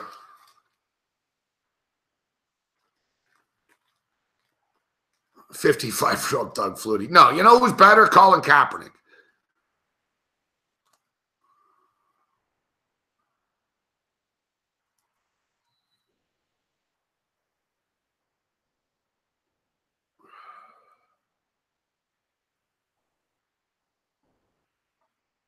They're just gutless. They're just a gutless punk-ass fucking team.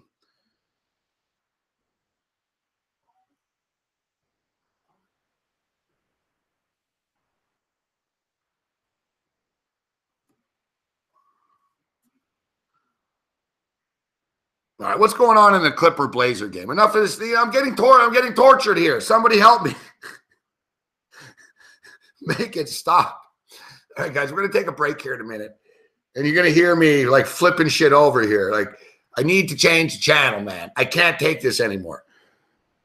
I can't take it. Like, I don't care. I'd rather look at Rachel fucking Maddow's face than this shit. And I don't like looking at Rachel Maddow.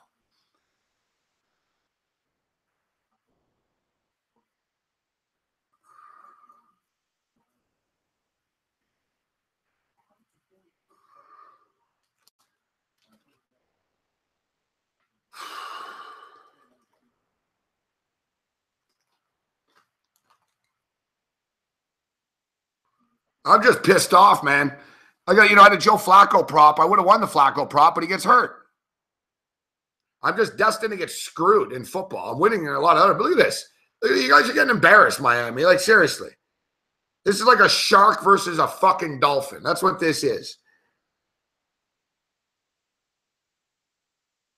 Like, just fucking, delete your franchise, man.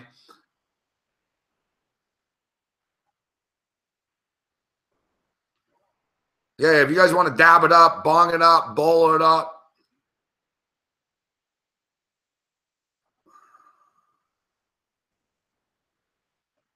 Wilson's right. The Dolphins are just, they're just, I'm all good, Banks. I'm not asking for any donations.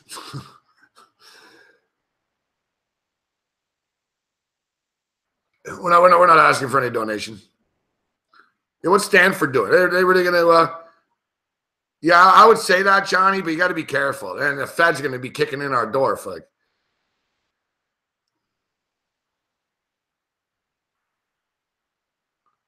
So it's 14-6. Really, it's 14-6 Oregon State.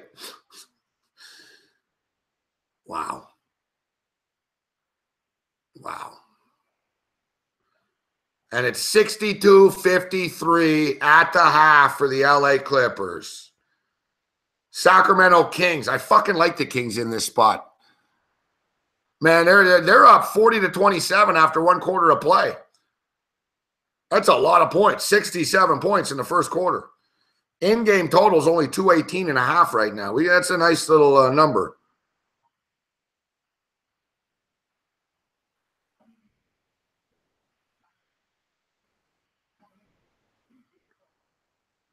But our action's all tied up right now.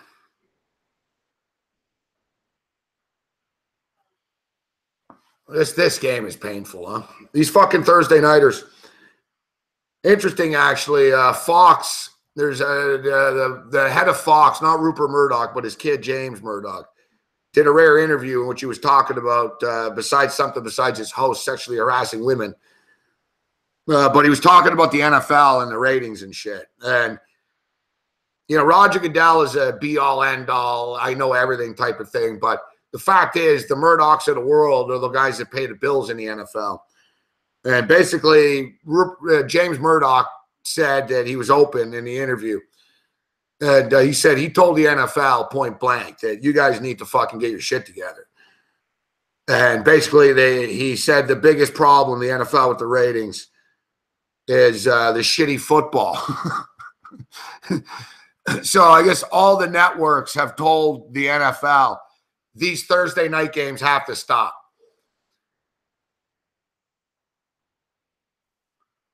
Like, the networks don't want them. They're shitty games. The league doesn't want them. The players don't like them. And Murdoch is talking about oversaturation.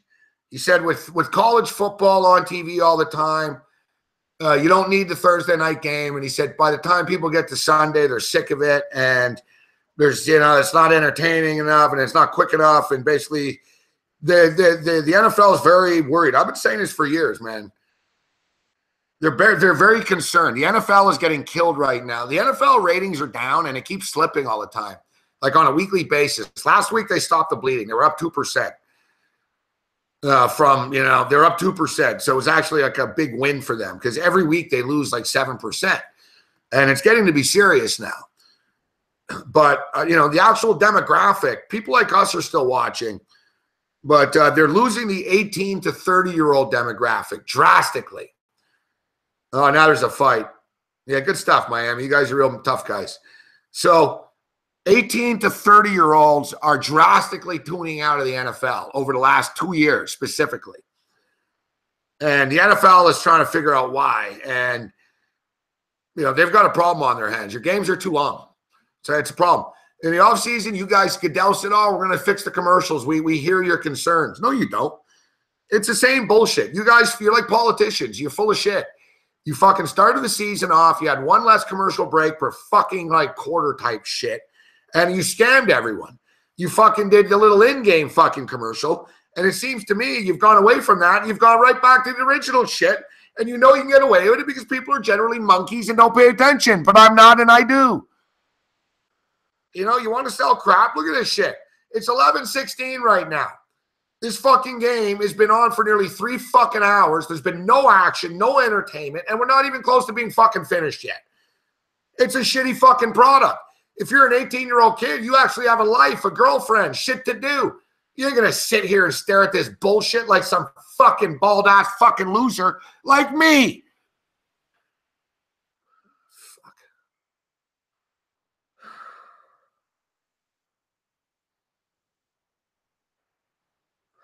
We're fucking losers, fuck. Losers.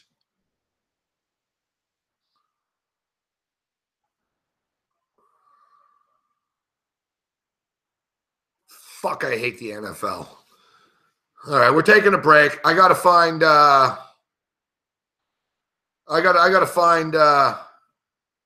yeah, your Dolphins fucking suck, Lucas. I love you, bro, but your team's a fucking embarrassment.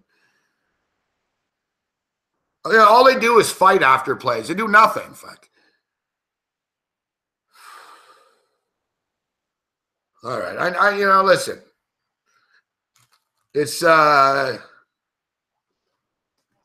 It's fucking Silver Kush fucking time.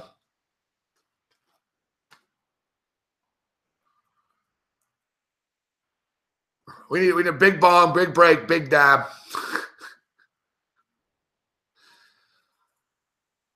Big day. The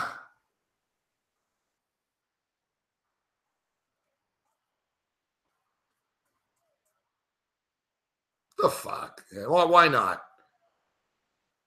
I swear to God, too, look at Baltimore. They never win any games, but they win 20-0 against the Bengals. They kill the Raiders. They kill these guys. Fuck. I got to if I don't find a remote, I'm fucking breaking the TV. Where's the fucking remote, man? I can't take this.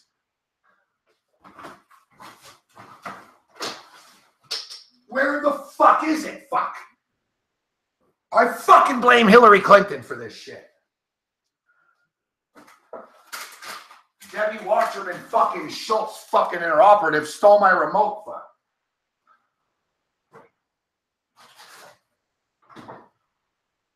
Where is it? Like, I didn't take it to the store with me. Where is it?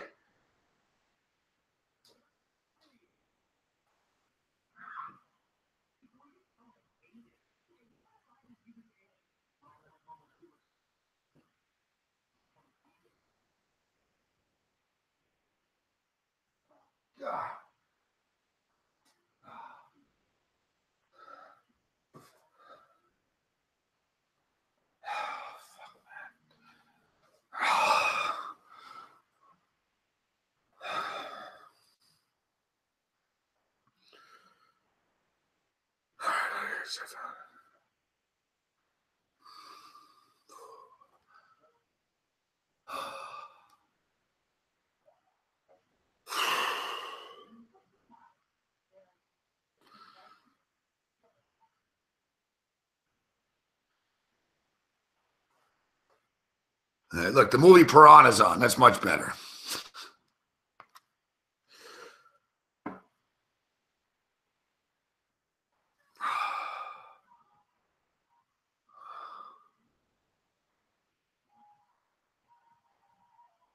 This movie Piranha is pretty good. AMC, it's a horror week. I should just be watching horror movies all week instead of betting on the fucking NFL. Fuck, I hate you, Miami, man. Your fucking city, the state, the team, everything. Everything. Like, what has Florida contributed to society? Fuck.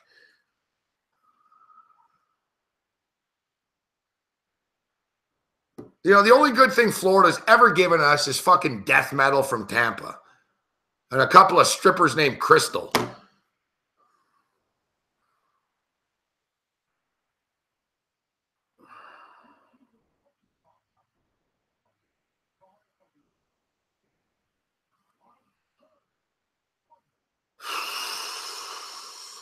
Marco Rubio. Yeah, that's a reason to like Florida. Marco Rubio is a fucking tool.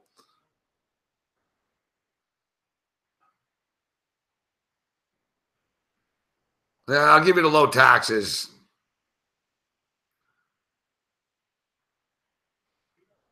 Jeb Bush. You see that George Bush Sr.'s got caught groping chicks? I'm with the place of hell. Debbie Wasserman. You guys see George Bush Sr., the old guy?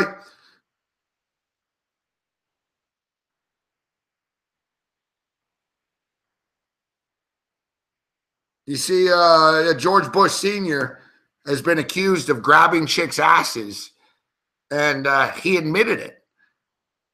They admitted it. They basically said, listen, he's 93 years old, and, you know, well, basically, they basically admitted it.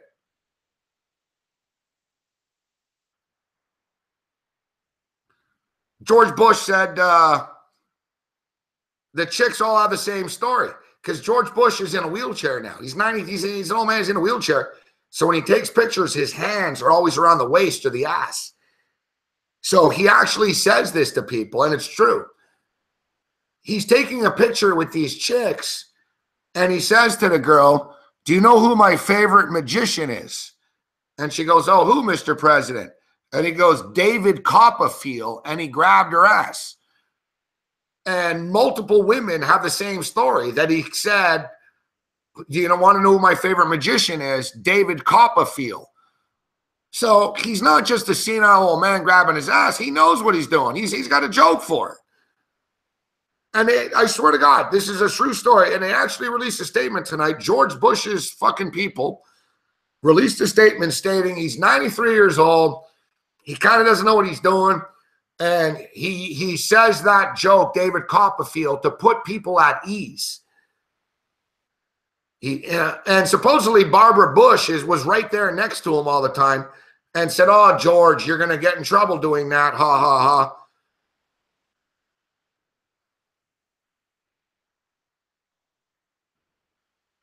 Yeah, David Copperfield. It's his favorite media. Yeah, I swear to God.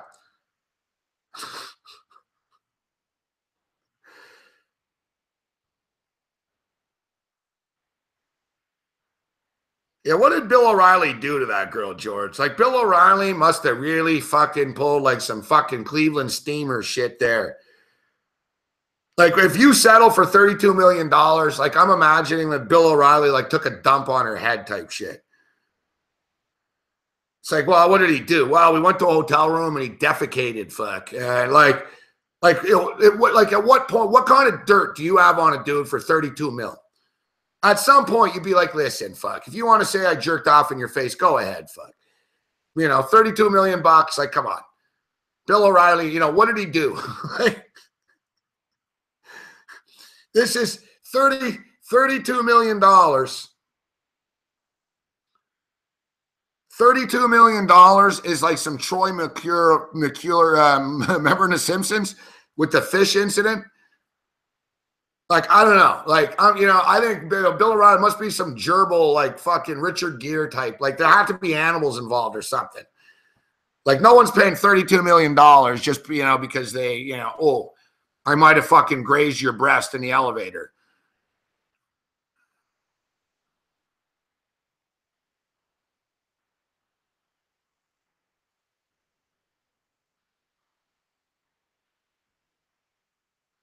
Cleveland Steamer, 32 million. Are you telling me they turned the ball over again? What?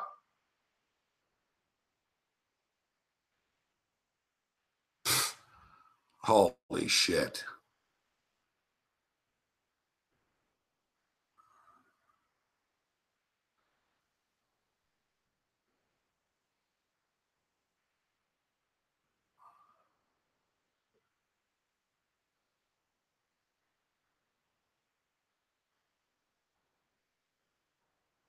Wow.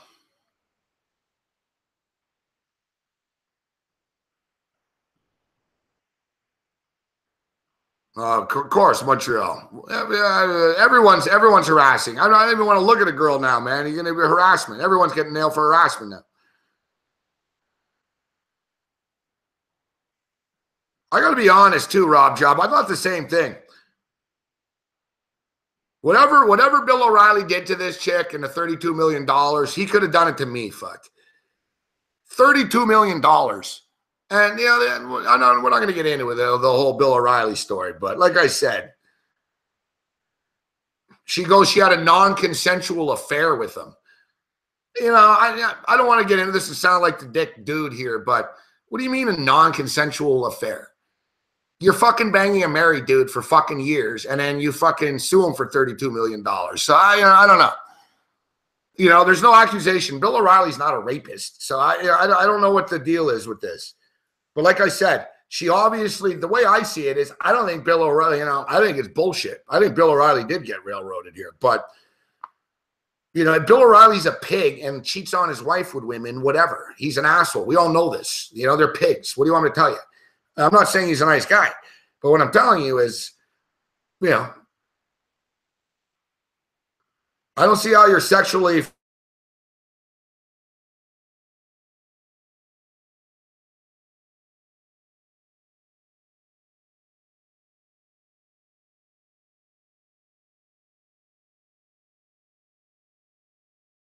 O'Reilly sexual fucking secrets, and she's got him nailed. I think that's what this comes down to. I don't think Bill O'Reilly's running around the streets in the park fucking grabbing women. I mean, some of this stuff. Roger Ailes a fox. Oh, he sexually assaulted me. He asked a girl to twirl. Is it inappropriate? Yes.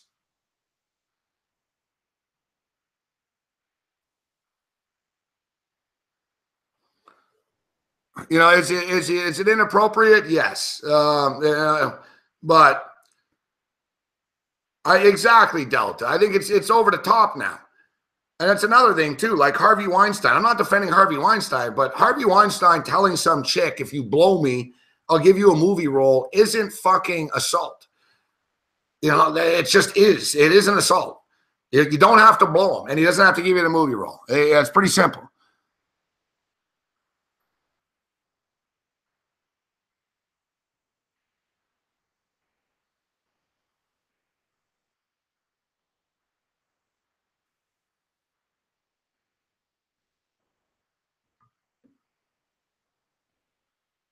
Exactly. Like, you know, non-consensual. What is that non-consensual affair?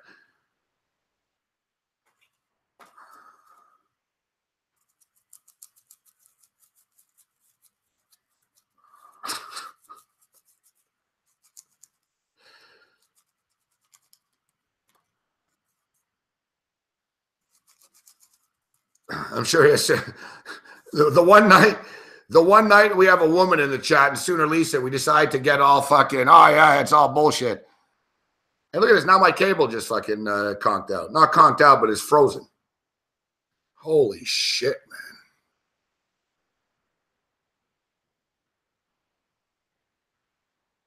man. Anthony Weiner is a pervert. He does belong in jail.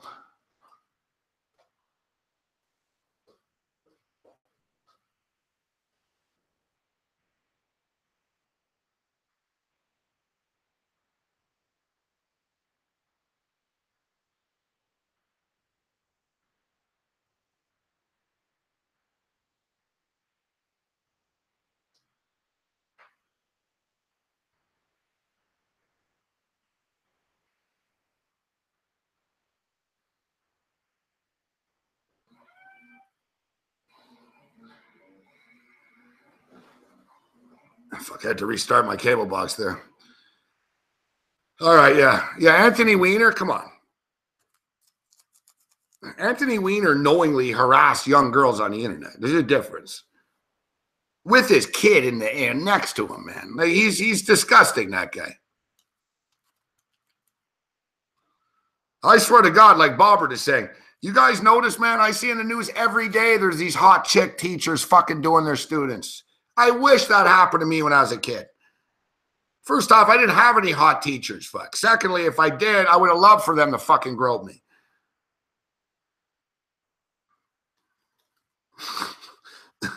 I'm so sick of this shit. I see this on the news every day. And always in Florida. It's always Florida, of course. It's always some hot chick in Florida, a fucking teacher that wants to do her student. And the chick's going to jail and shit. Trust me, it was the best night of the kid's life, fuck.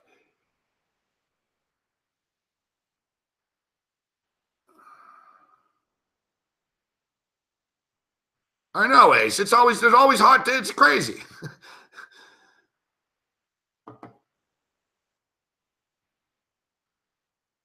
$56-41 in the Sacramento game.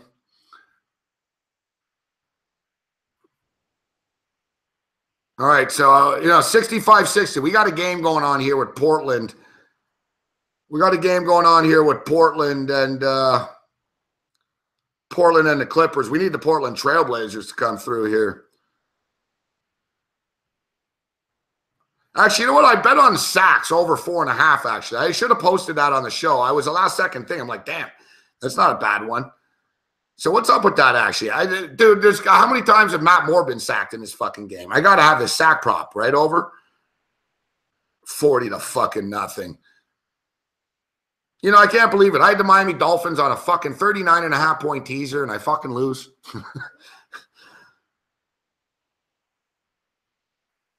There's got to be over 5 sacks. Come on.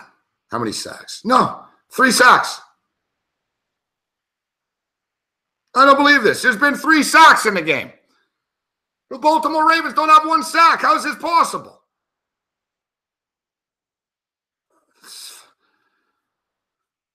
I swear to fucking God, man. This fucking bullshit, man.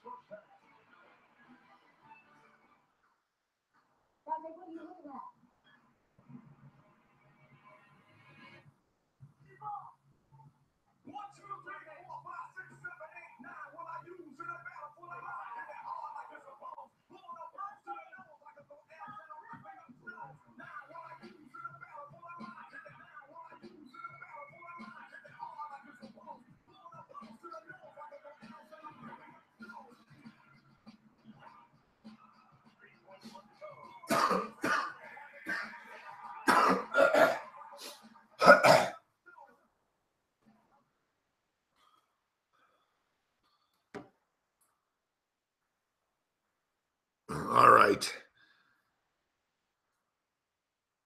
I'm starting to get frustrated. It's been a rough little run in the NFL, man. Other sports haven't been too bad, but the NFL is really starting to get to me. I should zig and I zag. I zag when I should zig. I can blame the teams for being bad and stuff, but I got to blame myself for some shitty fucking picks. Got to accept responsibility sometimes and look in the mirror, you know? Which I don't want to do. That's why I don't have mirrors. But on the other side of things, 70-66, we need Portland, man. We need Portland to come back. You know, the Clippers have beaten Portland 6 straight fucking times. You figure Portland would get sick of this bullshit. We need the Portland Trailblazers to get back in this thing. And, Stanford, you're really fucking us over as well. The second half, the total of this football game is what pissed me off, man. 40 to fucking nothing. You got to be fucking kidding me. It might even be more now. What is it now? I don't even know. Yeah, 40. Final score, 40 nothing. Yeah, real good. So that pick six did us in with the second half fucking under. Jay Ajayi, 13 carries, 23 yards. He's just not an elite back. He'll have a couple of good games. I think it's been settled now. He's not. It's fucking bullshit with this guy all the time, man. His prop was 83.5 yards, 13 carries. You don't even average 2 yards a fucking carry. Last week, you averaged 2 yards a fucking carry. It's fucking bullshit. We said today on a radio show today that the Dolphins are probably the worst 4-2 team ever. Fuck. They literally fucking are. You guys are a fucking disgrace, man. You're a fucking disgrace. You're a fucking joke, Matt Moore. The fact that you're a multi-millionaire is a fucking joke, too. Only the NFL is such an overrated fucking league. Matt Moore is a shitty football player, yet he's a multi-millionaire. Boy, he's a good backup. Yeah, because the league sucks. That's why. Any league that Matt Moore is in sucks. All right? Drew Stanton starting, fuck. The Browns. Look at this shit. Look at the quarterbacks this week. Matt Moore versus Flacco, and then Flacco gets knocked out on Ryan Mallett. You wonder why the ratings suck. Case Keenum versus Deshaun Kaiser on Sunday in London. All right, better wake up early, guys. 9:30 a.m. Don't want to miss Case Keenum versus Deshaun Kaiser. Fucking Hoyer starts. Fucking Hoyer or Beathard.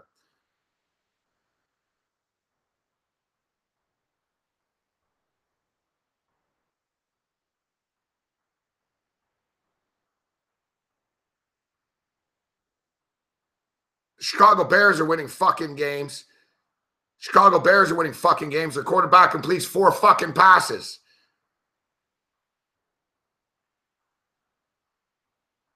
Jacoby Brissett versus Andy Dalton. That's one for the fucking ages.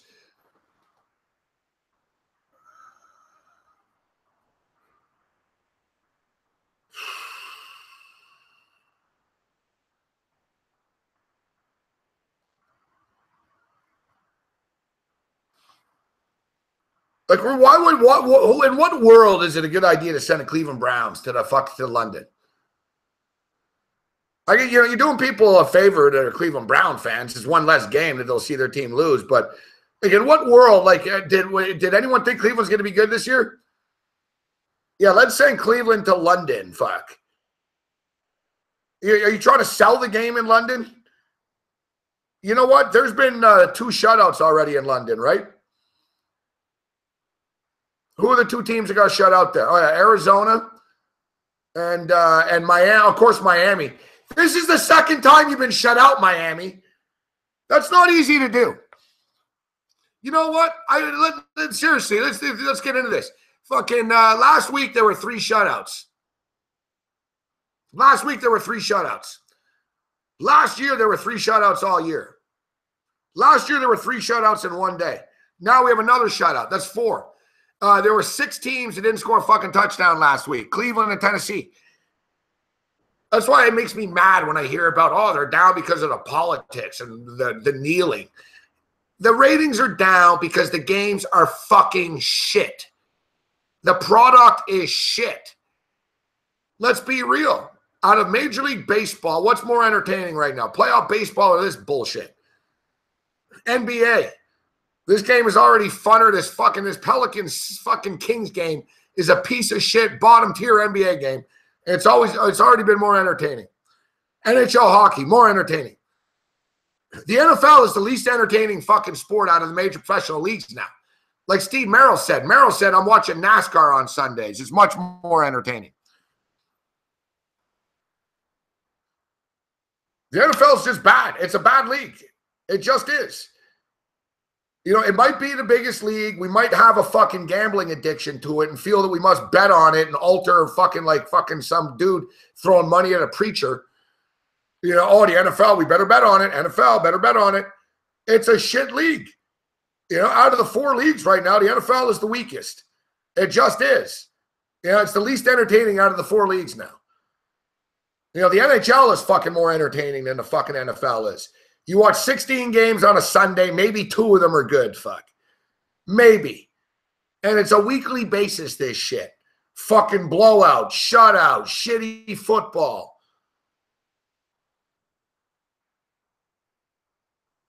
I agree with Vito. The coaching is terrible. And, I said this today on TV or whatever. I do so many shows. I think it was the radio today I said this. You know what? I don't think that there's not 32 good quarterbacks. I think that the NFL and the GMs and your little indie fucking scouting combine and shit is so whacked and so wrong that there are quarterbacks out there right now that could be successful quarterbacks in the NFL, but you never gave them a fucking chance.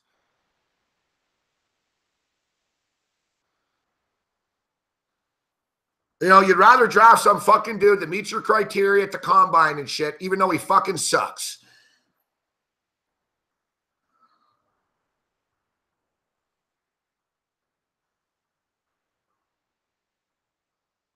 The offensive line sucks, so the running backs get burned. I think there's good running backs, old man Mark O'Leary.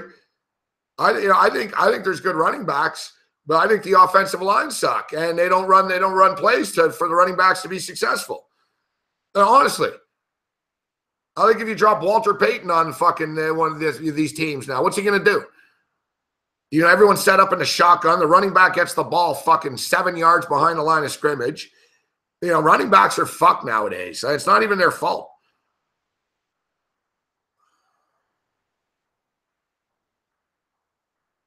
You guys are exactly right.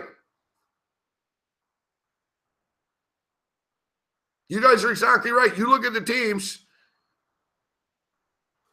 young coaches, young guys, fresh ideas, young coaches, young players. This fucking bullshit doesn't work. Seriously. And they do the same thing over and over. Oh, well, yeah, we like this guy because he fits our system. Well, your system's a pile of shit then. Your system. And another thing is with coaches, too. The coaches are ruining the shit. Another thing with coaches, these fucking coaches, they have their little plays and stuff, the offensive coordinators. How the fuck is Todd Monken a fucking coach in the NFL, guys? Seriously. I don't want to pick on this guy, but look at Todd Monken's resume. College football assistant coach, shithead fucking coach in Southern Miss, 1-12 type shit, and you're an offensive coordinator in the NFL right now. How? Why is Nate Hackett an offensive coordinator in the NFL? Why? Because your father, Paul, was a good coordinator? What did Nate Hackett do to deserve? He didn't work his way into this. How the fuck is Todd Downing, the coordinator in Oakland? The guy's never been a coordinator in his life before. The guy was a quarterback coach. Now he's a coordinator. What? Because you got buddies? You're buddies with these guys?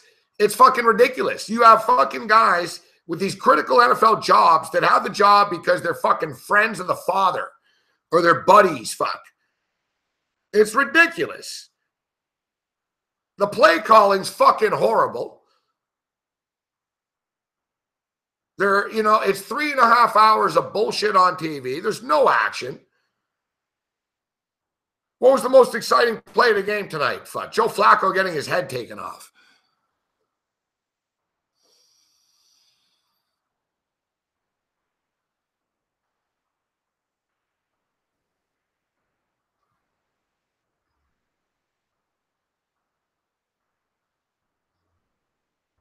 We're going to give you 30 seconds, real Jeff Nadeau. Say your stupid comment and we'll boot you or,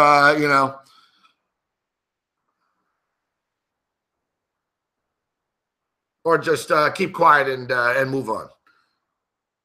I'm in a booting mood.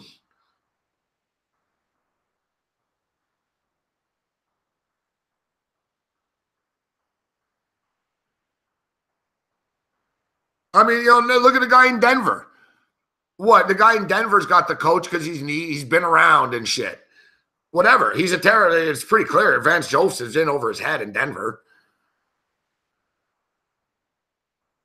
No, exactly. You look at the NFL, it's the same bullshit. Every team does it. The Tennessee Titans were on the fucking goal line last week against the Cleveland Browns. 4 plays, shotgun, couldn't get it in. Let's do stupid shit from a shotgun. The Atlanta Falcons, guys. Matt Ryan, Devontae Freeman, and Julio Jones couldn't score from the half-inch line last week. Let's run a jet sweep, weird-ass play. Another thing we've seen in the NFL that I've never seen so much in my life before this year is everyone's in a shotgun now, and every quarterback drops back like 7, 8 yards in a panic and then throws it like 10 yards, and it doesn't even get back to the line of scrimmage. Yeah, I saw Jazz talking about this in the chat. How many times have you seen this year where a team is 3rd and 10 and they throw it 4 yards? Now, I get it. Like, okay, you want yards after the catch, but they're not like hit patterns or slant where the guy's on the run. It's like, no, I'm going to dump it off to this guy knowing that he has zero hope in hell of getting the first down, but I'm going to throw it to him anyways. Or let's do like Kirk Cousins and Andy Dalton did in the last 2 weeks. Let's throw the ball out of bounds on 4th down. Like, that's how bad this league has become. Like, quarterbacks now throw the ball out of bounds on 4th down. Let's look at the games this week in the NFL. All right, Vikings and Browns. Yeah, that's going to be a great fucking game. You better off sticking your fucking head in your toilet, for 3 hours. San Francisco and Philadelphia. Philadelphia is going to beat the fucking shit out of them. All right, let's not pretend to get cute with our capping fucking hats, okay? And anyways, I don't know what I'm talking about. Fade any NFL pick I fucking tell you. I don't know what I'm doing. I don't. I'm not even being fictitious now. I have no idea what I'm doing. I'm stupid, all right? I should be kicked out of the show right now like I kicked someone out of the chat.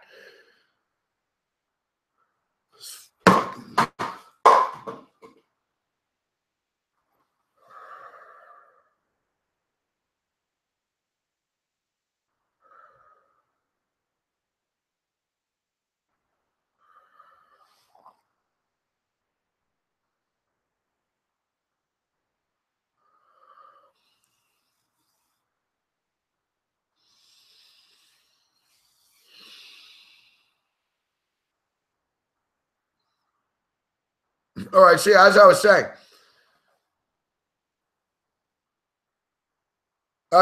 so let's look at the games this week. Vikings and Browns. It's a fucking piece of shit fucking train wreck, which I imagine will be a lot like this game. The Vikings will probably win like 20 or 30 to nothing. And anyone that takes the Browns plus 9.5, you're going to convince yourself right now, oh, it seems like a lot of points. Seems like a lot of points. Vikings, I don't know. Vikings offense isn't very explosive. I don't know if they can win by 9.5. Yeah, fast forward to 27 fucking nothing in a 3-hour shit fest. Fucking going to start an international incident. Fucking England's going to fucking launch a bomb on America for fucking subjecting them to this shit every fucking week.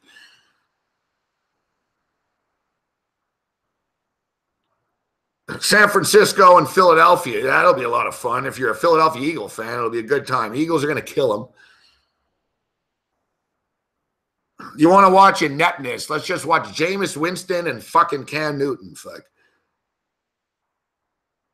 Fucking collective IQs of 14.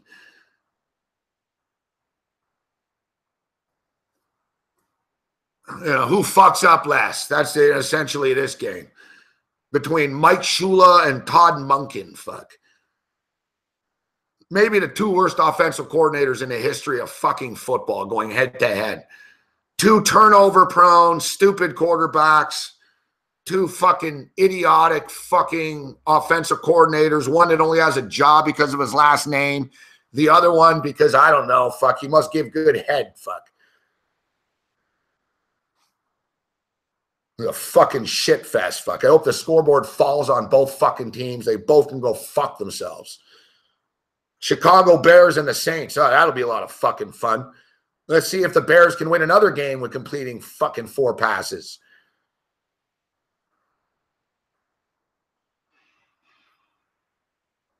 I wonder what Cam Newton's going to wear this week, Sure, he's fucking in the mirror right now, I don't know, does this purple turtleneck match with this fucking hat I'm going to wear at the press conference? I don't know, you should be looking at game tape, but I'm sure right now you're working on your suit and your fucking I mean, how do these glasses look? Fuck. I don't know, man. Andre from Outcast 3000 wore these. I better not wear these. I don't know. What about that fucking suspender look that Urkel had? Fuck. Yeah, let me go with Urkel. Yeah, that'll be cool. I'll be Urkel. Yeah, you play like Urkel, fuck. You play like Urkel. You're a disgrace to Superman, fuck. Stop calling yourself Superman. Superman can fly, fuck. You can't fucking do shit. Besides fucking walk out of press conferences and put a fucking towel over your head, fuck.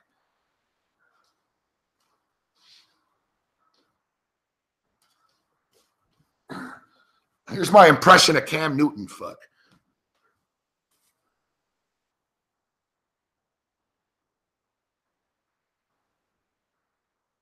Yeah, I'm Cam Newton. Fucking asshole.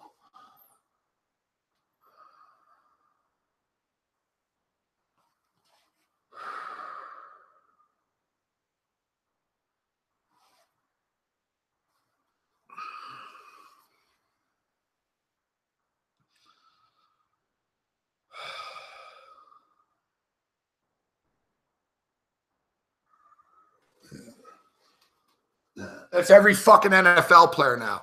You guys make a play and you're fucking dancing and you're fucking, oh, I'm fucking Superman. Oh, I got to fucking dance, man. I got to fucking tweet. I got to dance. I don't get the ball enough, man. And then you all fucking lose. You all fucking sit there with fucking towels over your fucking face, fuck. I can't show my face because I'm a fucking loser. My name's Cam Newton.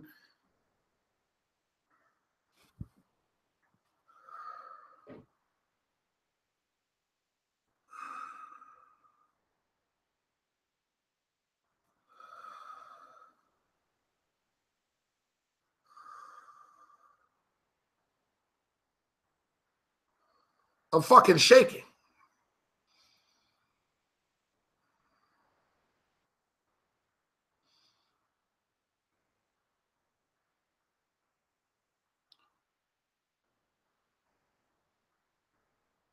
Yeah, what's going on with Stanford?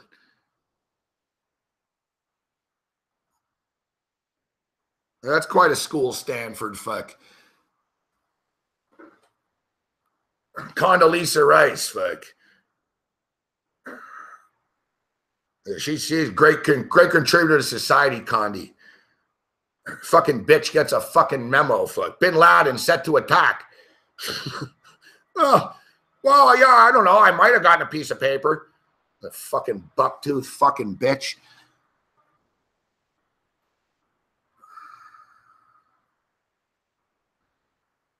Fucking Stanford.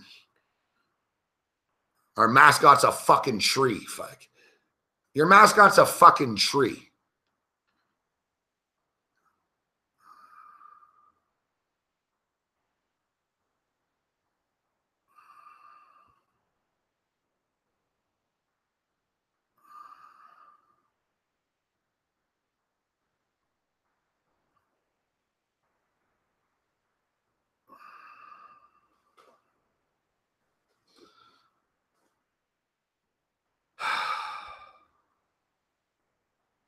Falcons at Jets.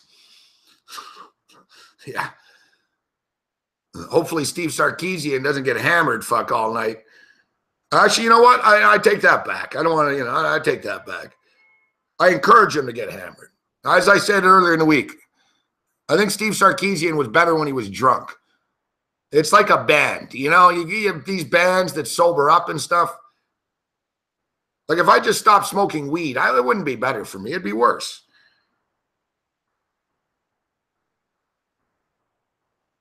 Like obviously being sober is not working. You're shit at your job, fuck, okay? Like at this point, dude, like I encourage you to bring a bottle of booze up there, get fucking hammered and do your thing because it can't be worse. At this point, too, just, you know what? I wouldn't even tell Sarkisian, fuck. I just turn the fucking headset off. Just like pretend. Let him do his thing and talk to you, but really you're not listening. You turned it off. And just tell Matt Ryan, you call the plays today, all right? Just do what you think is best. I'm going in on the Falcons one more time, and if you fucking pieces of shit can't win this football game, man. The Chargers and Patriots should be an entertaining game. Chargers will no doubt be in the game, and then Phillip Rivers will throw an interception late.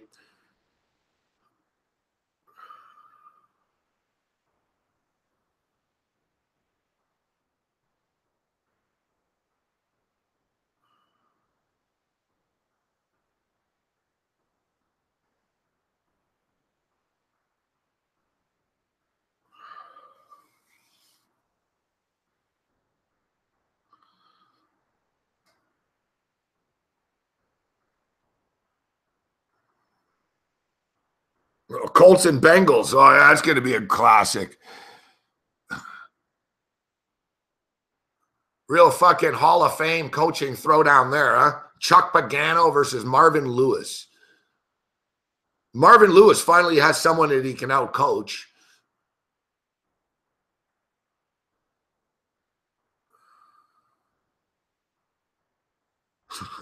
Like Marvin Lewis finally has someone that he can out game plan. Chuck Pagano, fuck. Oh, good old Chuck, huh? Chucky the fucking doll would do a better job than Chuck Pagano. Seriously. We could take a fucking Chucky doll action figure, put him on the sidelines, put a little mini headset on his head, and fucking he'll do a better fucking job.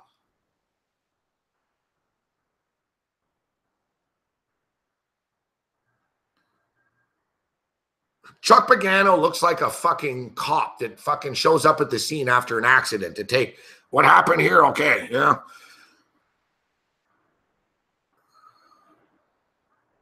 Chuck Pagano should be coaching a high school football team. Not even college. You should be coaching a high school team. You're a good guy. Teach them the fundamentals of football. Fuck. Go coach a high school team.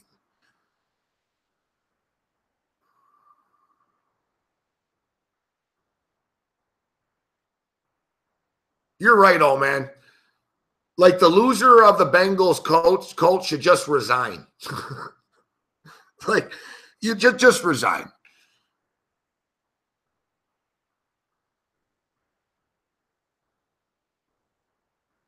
I said it last week. I think Mike Brown, the owner of the Bengals, is actually dead. I think it's like Weekend at Bernie's. I think he's actually dead because any live owner would have fired the guys by now. Like Andy Dalton and Marvin Lewis must look at each other after every game and think, yeah, man, we're done tomorrow. And no. Like, for the love of God, how do they not go to A.J. McCarron? Like, if you're A.J. McCarron, like, you're never playing there. Like, if I'm A.J. McCarron's agent, I'm going to management at the end of the year and I'm saying, listen, it's pretty clear that no matter how bad Andy Dalton is, my client will not get to play. You guys have an obsession with Andy Dalton. So if you have an obsession with Andy Dalton, and it's not even fair to A.J. McCarron at this point. Basically, it's like, you know,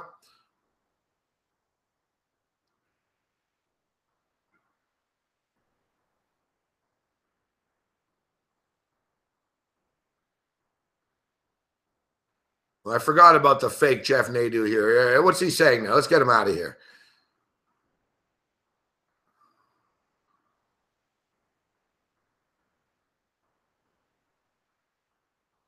I'm looking back here in the chat. I don't see anything. How you doing, Olga? What's this? Olga's trying to get us to go to some sex chat.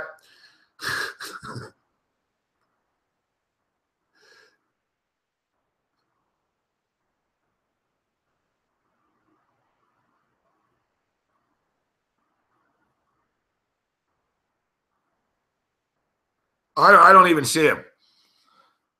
I don't even see this Jeff Nadeau shit. No, we can't have impersonators. We can't have impersonators of hosts here. Yeah, you've had your fun, real Jeff Nadeau. You're done. If I see your name here, you're gone.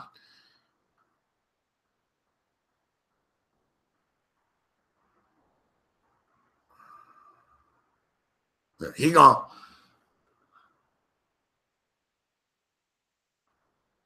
You know what? You know, there was a rumor. You never know if this stuff's true, but there was a rumor that when Tannehill went down before they got Jay Cutler, that Adam Gase wanted AJ McCarron, and that the Dolphins contacted the Bengals and wanted to trade for AJ McCarron, and the Bengals said no. So that's the thing. Like, if you're the Bengals and you're hanging on to McCarron and you're not playing him, now you're just being jerks. And I get it. There's no right to play. If you're a backup quarterback, you're a backup quarterback. There's no right or demand that you get to play. But the starting quarterback has played so poorly that you're sending a message to the backup that we don't think you're any good, because they must not think AJ McCarron's any good if they keep sending Andy Dalton here every week. And it's not even that Andy Dalton's terrible, but it's to the point where they need a change. It's not working. You know, it's one of these deals where it's like, listen, Andy, you're a good guy, and you know you're going to play again in the future, but we've got to sit you down right now. We got to give AJ a chance. It can't be, you know, like, they've lost 4 games this year, I think, the Bengals, and basically 3 of them are solely Andy Dalton's fault. Like, Andy Dalton has single-handedly ruined their season. The Bengals aren't a bad team. Andy Dalton's a bad quarterback. Andy Dalton turns the ball over every damn game, okay? I mean, yeah, he hung around against the Packers. They covered. I gave him credit. I was on them. They should have won that game. They didn't because of Andy Dalton. Remember on the 4th down, the 3rd down play, he had AJ Green wide open in the slot. He didn't see him. How do you not see him? He had LaFell open on the bomb. Fuck. Could have sealed the game. Would have been up by 10. Would have sealed it. Boom. He overthrew him. You know, the constant misreads, the turnovers. Andy Dalton cannot lead the Bengals to success. It's been proven. He's maxed his talent out. Like, how do they not go? Because they don't care, evidently. You know, like Bruce Arians can talk about how fucking he doesn't need this quarterback. I'm not just talking about Kaepernick, but for fucking years, the Arizona Cardinals have needed a quarterback. Carson Palmer's old. We've all known this. And years ago, he drafted Logan Thomas, and he tried to develop Logan Thomas. It didn't work out. And ever since then, Bruce Arians stopped trying to develop a quarterback. Now your quarterback gets hurt and you suck. You know, the Jets, like, you go down the list, all these teams willingly have bad players on their team. And yet we're supposed to watch this shit and worship this fucking league and think this league is great. It's not great. It sucks. It's a shitty league.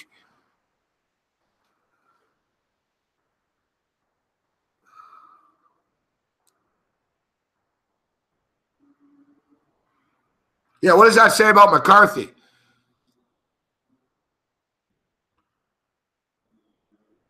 What does that say about McCarthy, Jazz? I know I got 3 years invested. So you invested in this quarterback for 3 years, and this is what he has? It's funny because I saw the Cowboys invested in Dak Prescott in 2 weeks. You see what I'm saying? Like, McCarthy knows best, Jazz, right? Cowboys started Dak Prescott by accident. They're like, well, everyone's hurt. Fuck. Romo's hurt. Kellen Moore is hurt. We don't really have a choice. And it's not like the Cowboys coached Dak Prescott up. They put the kid on the field. He played well. Deshaun Watson, look at Texas, the Houston Texans. Bill O'Brien didn't even want Deshaun Watson to play. Deshaun Watson is the #1 QBR rating in the league. Bill O'Brien's supposed to be a quarterback guru. He is literally a quarterback coach. That's his claim. That's his resume. He's a quarterback coach. Yet he wanted Tom Savage to play. Oh, Deshaun's great, but no, Tom Savage. And Deshaun comes in and saves his job, fuck. They're fucking morons, these guys. Jack Del Rio couldn't win a Pop Warner game without Derek Carr. Chuck Pagano can't win with Andrew Luck. Without Andrew Luck, he goes 0-16. But the guy had cancer, fuck. So, he gets a lifetime pass. Better be here forever.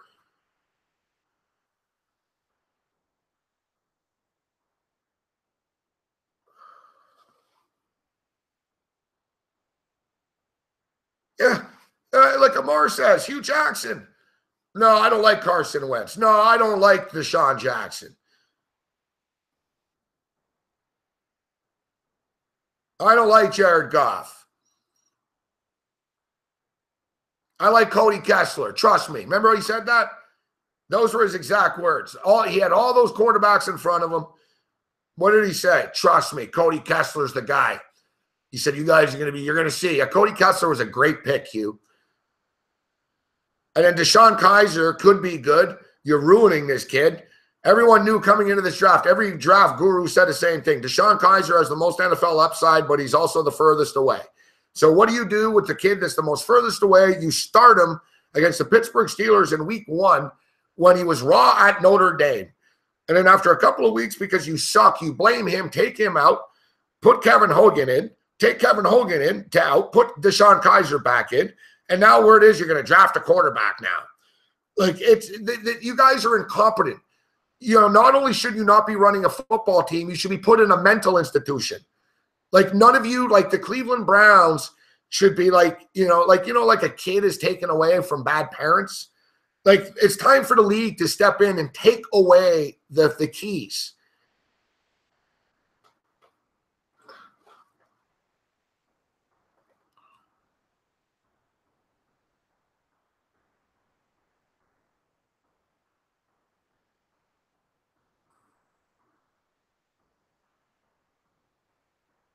Oh, God. This is sickening. Stanford scores a touchdown. I wanted them to lose. They're not going to cover, so I want them to just lose. Oh, so now they can celebrate. Well, there's 4 minutes left in this Blazers game. We're down by 1. How are we going to get fucked in this game?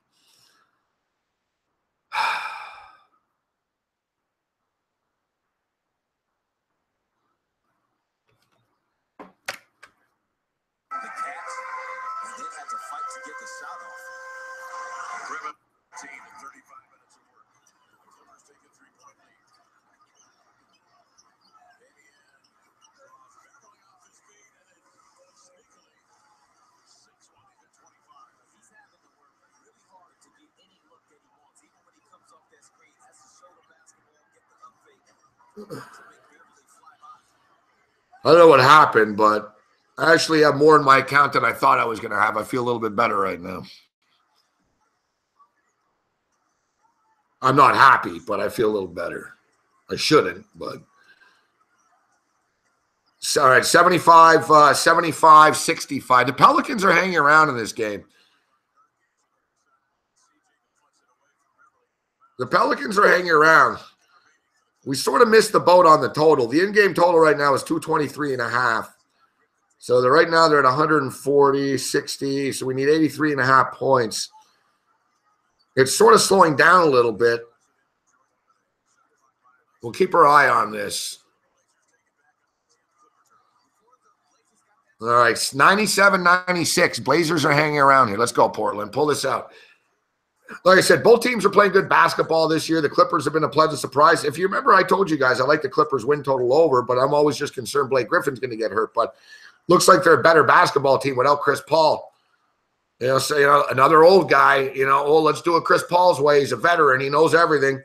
Whatever, man. You're better off with a fucking couple of European dudes that don't give a shit. Fuck.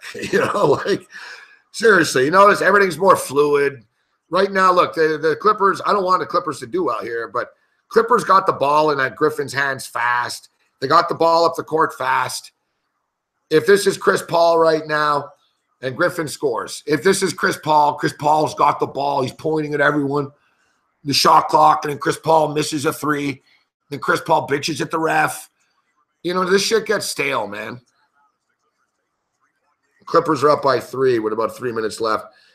That's why a lot of people are saying that, Joe Girardi was a bad move to with the Yankees today to let him go. I don't have a problem with it.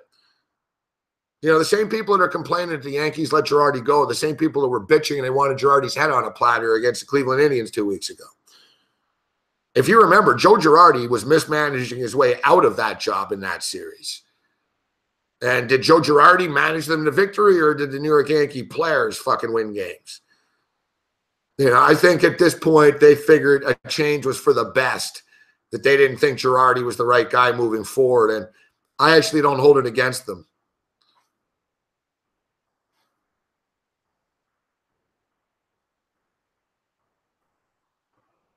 You know, yeah, Girardi's a good manager, and Girardi will get a manager job somewhere else again, but doesn't mean that he's got to be there years, forever. He was there. You were there for a while. Good. Thanks for your service, but we're moving on. Look at the Denver Broncos. The Denver Broncos fucking let John Fox go. They were a good team. John Fox did the best that he could under tough circumstances with Tim Tebow and all this bullshit that Elway gives him all the time. And he did the best that he could. He did a good job. He took them to the Super Bowl. But they figured, you know what? We don't think that he can get us over the top. He might get us to the playoffs, but, we're not going to get over the top with this guy. And they made a move, and they won a Super Bowl. Like, that's why I'm talking about Marvin Lewis and Andy Dalton and stuff. Like, okay, yes, I'm not saying that the Bengals are going to lose every game every week from here on out. They might end up 8-8 or whatever. You know what I'm saying? But if you're the Bengals ownership group, do you really look at yourselves and say, you know what, these are the two guys. Maybe we're having a bad year, but, Dalton and Lewis are our guys. We could go on a deep playoff run. No, they're 0-7 in the playoffs. They're 0-6. Now they can't even make the playoffs anymore. Like, at what point do you say, you know what, these guys aren't doing it? It's not working. I work in an industry in the media, man, where if you don't perform, you get replaced. Yeah, it's amazing to me. And sports used to be like this. Sports used to be like this. If you're not doing your job, we'll get someone that will. Nowadays, we got fuckhead 42-year-old kickers that miss kicks, backup quarterbacks, and it's a big joke. Matt Moore's in the fucking league. The guy fucking sucks.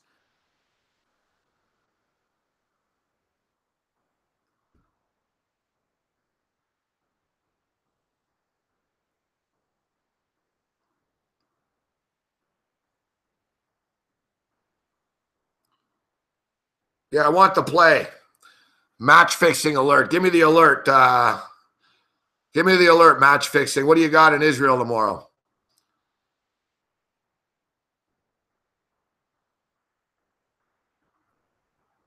I was just talking about this on the radio today. I said that Middle Eastern soccer is the most fixed of them all. What do you got? You got a winner for us? Or are you just going to annoy us? You got our attention.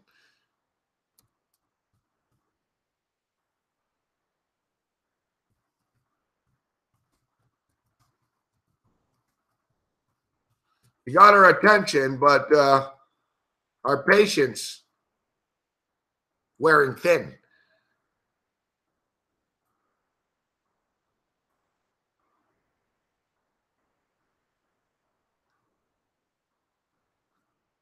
Then you've got 5, 4, 3, 2.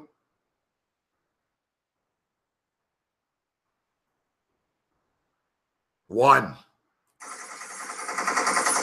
You're gone. Percentage a year ago at 91. Misses that one.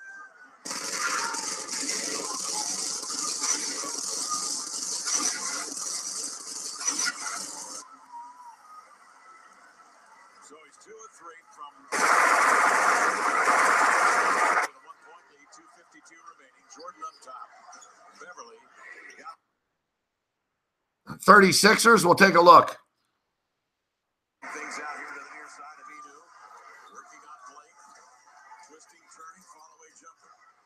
Nurkic after the rebound. 99-98, 2 minutes remaining. Come on.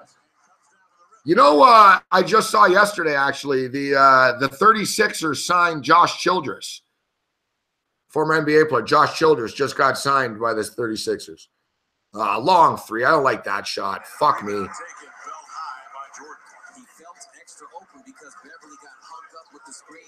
Didn't like that shot. That's a deep triple from Dame. Denied 4 of 9 from 3. Gallinari taking a sweet time with 7 to shoot.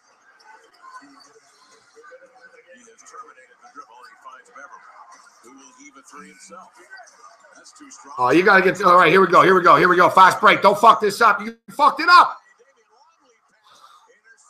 Fucking Lillard, you turned it over and you got cocky with a street ball pass. Fuck, man. Like, you hear me say, don't fuck it up, though. I knew he was going to do that. Don't do that. Fuck, dude. You're down. You could have the lead, man. Karen, we needed that.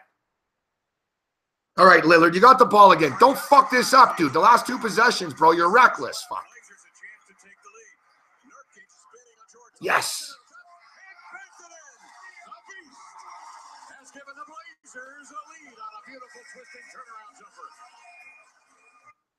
Karen, we need this play. I'm going to pay the bookie.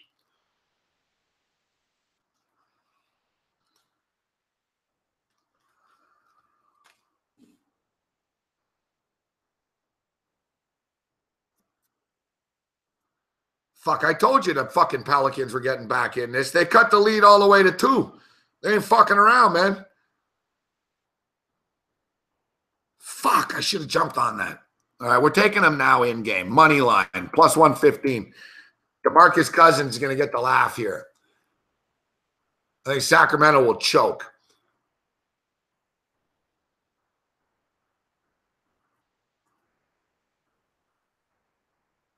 All right, good. And as I say that, they throw an air ball. I just jumped in. I'm in.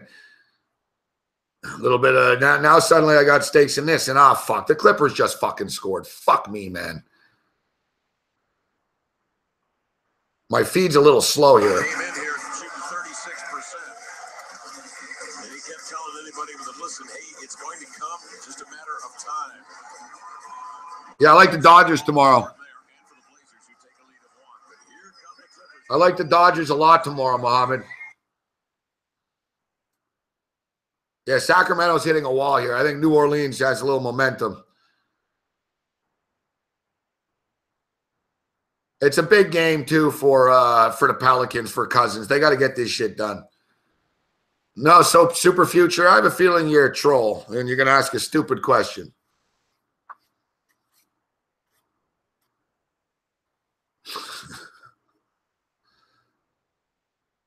I think anyone that says makes a big deal about asking a question is just trying to set us up. So, I don't respond to people that ask us. Oh, you're gonna ask about the Bills game. What's the question? I like the Raiders. I like the Raiders Bills game. I think the Bills beat them. See, now I'm being mean to people in the chat for no reason. Maybe Super Future's a good guy. Maybe Super Future's a good guy.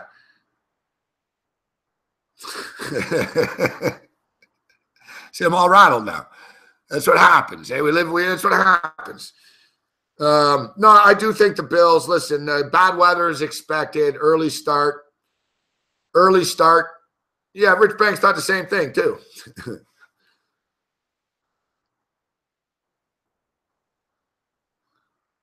The Raiders are in trouble. They're not playing good football. They just happened to come back last week and beat the Chiefs, and I was on them.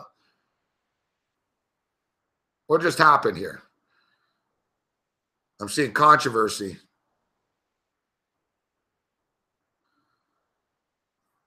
Controversy about the shot clock and whether the ball hit the rim or not. It looked like it hit the rim to me. And that's where you need that stop that Terry Stotts was talking about, grabbing that rebound.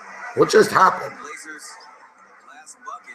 Another one of those plays where the ball's flopping around, but it ends up in CJ's hands, and he can do it by himself. CJ McCollum just hit a shot. I don't know what's going on here. It's 102-101 right now, but they seem to be looking at something. No, it's 102-101.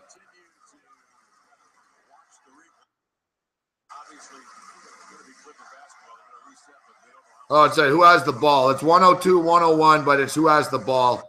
And they're saying it's going to be Clippers ball most likely here with 20 seconds left. So can we get a stop? Can we get a stop?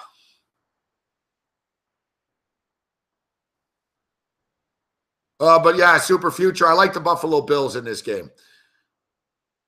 The Bills defense, I think, will get to Derek Carr. I don't think Derek Carr is healthy. Cooper made a couple of plays, but then he sort of faded as the game went on.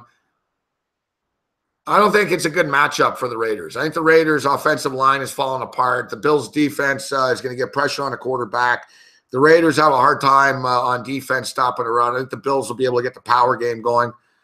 Bills are 3-0 at home, too. They're a tough team to beat at home.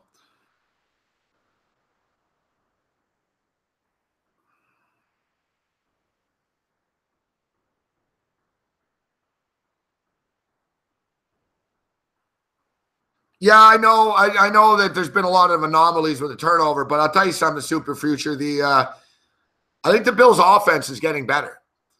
Last week against Tampa, the Bills' offense started to click. You know, the Deontay Thompson really helped, but Jordan Matthews being back, Zay Jones made a play or two. Tyrod Taylor's a good quarterback at home.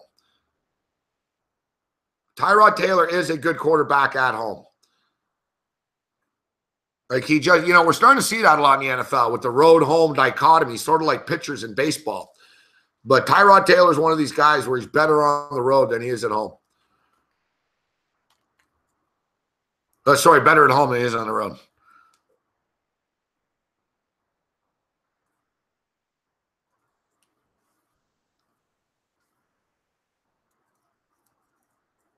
Next Thursday, we'll be at the Bills game. It's going to be a good time, hopefully. Sacramento's getting crazy now. They just rifled a pass out of bounds. All right, here it is. Clippers with the ball. Will go to work. Blake Griffin squaring up on Nurkic. Driving into the lane, to the glass, hands off to Jordan. Shoots it outside of Gallinari. Extra pass to Rivers. Wants to cut. Dave stands in his way. Shot. Yes. I mean, you got a piece. Blazer basketball, but a whistle. No. No. What? Rivers writhing in agony. He's dislocated a finger, I believe. Why must everything be so difficult, man? Why, why? Every fucking Rivers' finger just popped off. Where's the foul? I don't see a foul. That's a clean block. Nah, it's a foul. Fuck. I don't know why the ref was so slow to call it, though. Play is under review. Lillard trying to take the charge. Nurkic up top makes contact. That's a foul. They smacked his arm. Fuck. Yeah, it's a foul.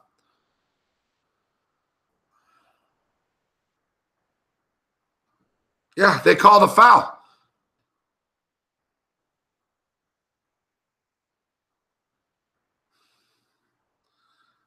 I know. That's the thing. Usually they don't, Tom Marino. I know. Like, it's technically a foul, but Rivers sort of wildly went up there. You know what I mean? They'll only call it if it was really affecting the play. It did it. Like, the ball sort of left, and then he got his fucking hand fucking smacked. By the letter of the law, he got touched. Did it affect the play? No. And I'm honest. Like, he went up. I'm like, where's the foul here? I don't see the foul. Yeah, fuck. So he got hit after the fucking ball got loose. But, yeah, if you want to go by the letter of the law, he got his fucking arm hit. Fuck.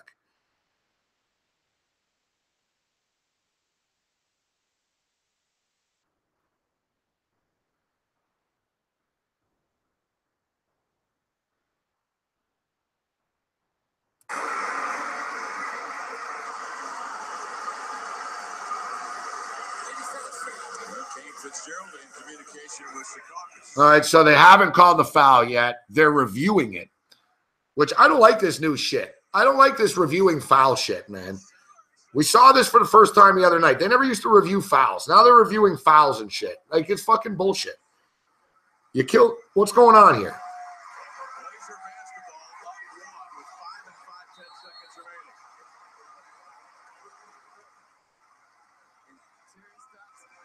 Doc Rivers is pissed now. All right, good call, refs. I give you credit. I like what you're doing there. Like I said, yes, he got hit, but it was after the ball. The game's on the line. Like, I agree with Tom Marino. Last few seconds of an NBA game, guys, it's demolition derby under the basket. Everybody knows this. If you go up, you're not, they're not giving you a gift call to fucking win a game with 4 seconds left, especially if your last name, if you're fucking Austin fucking Rivers. Fuck. Rivers went up there wildly and got fucking hit. But once again, oh, my finger. Oh, it looks worse. Fuck, let's check.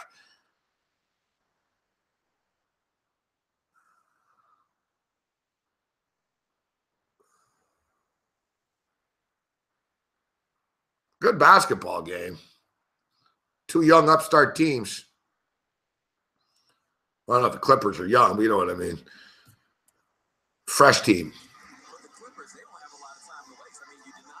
86-83 Pals right now. Make it 86-85. Yeah, the game really slowed down. I was on pace for a big. It's unbelievable how slow this shit got. I saw in-game 223.5 before. Oh, no, it's 226.5 still.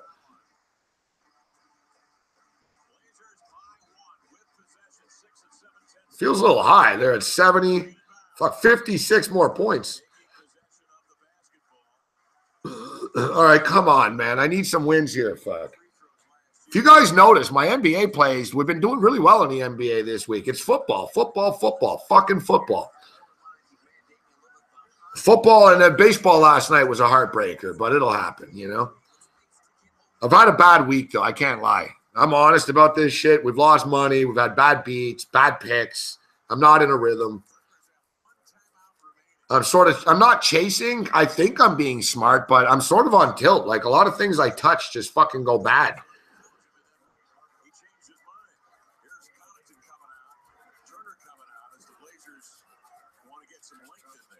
But I've been doing this a long time, and I know, man. Like I said, in fact, I think tomorrow, actually, Friday is the anniversary of me getting canned at the Score and shit. Like I said, I've been canned at this time of the year. I've had a few other bad things happen to me in October. And I'm not talking about deaths and shit like that. I'm just talking about my personal sort of weird thing. And that's when I looked at the biorhythm stuff and I saw I'm at like an all-time low. Maybe that's why I don't feel well, too. Like, you know, everything, I'm just weak. I'm fucking, my intuition's off. Everything's off. I'm off. Shows are good, though.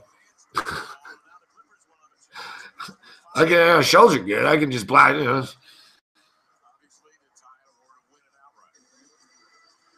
Or at least I think they are. Maybe they suck, and I don't know. 103-101 right now. Pelicans up 88-87. So they're at 175. So 25, 52.5 points. And so for the total. I'm trying to, I don't want to chase shit. You know, I'm almost the degenerate in me wants to click the over, but we've already got the Pelicans plus 115 on the money line. Let's just ride that out and hope for the best here. Let's see what happens at the end of this Clipper game.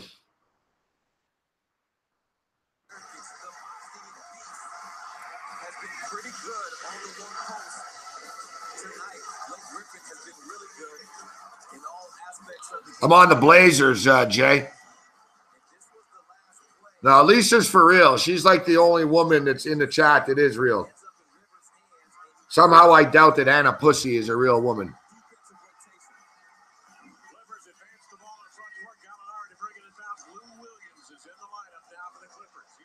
Oh, no, not Lou Williams going to hit a three. Of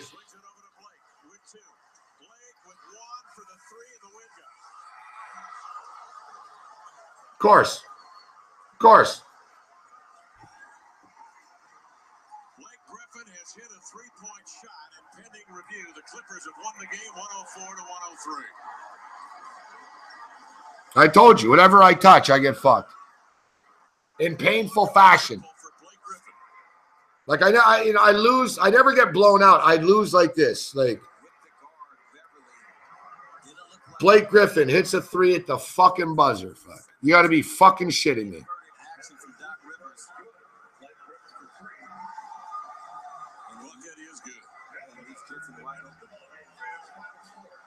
We mentioned Griffin shooting three-pointers this year.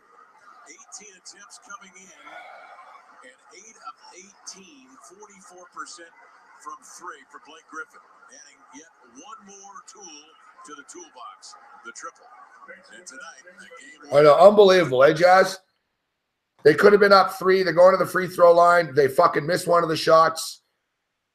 And no, they don't, they don't defend the 3-point line and force them not. Like Portland, you got to know they're going to take a 3.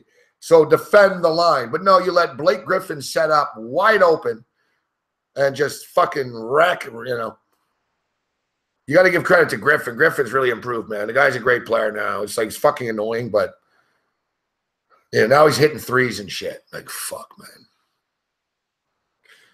I was just telling you, anything that I touch, I'm getting like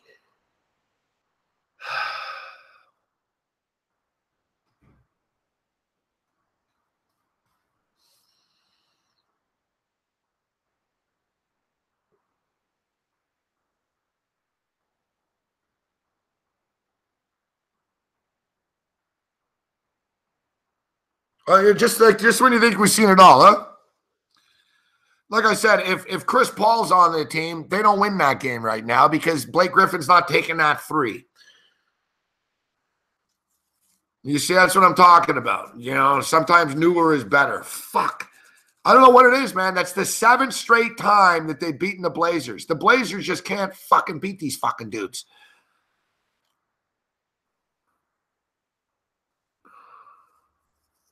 Oh, the late night shit was great. Yeah. Well, we'll see if we can salvage some late night stuff here tonight.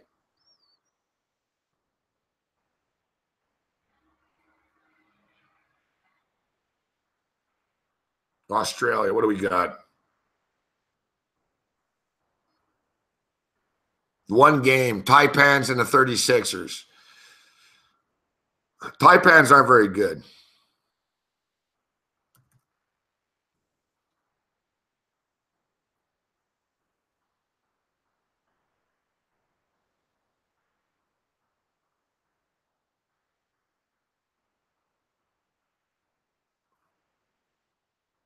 Yeah, 36ers signed 34-year-old Josh Childress.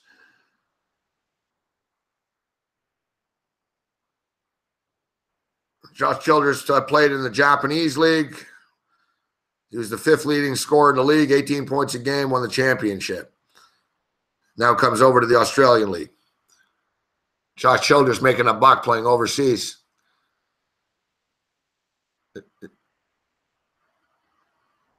All right, both teams are 3-2. The game's at fucking Taipans.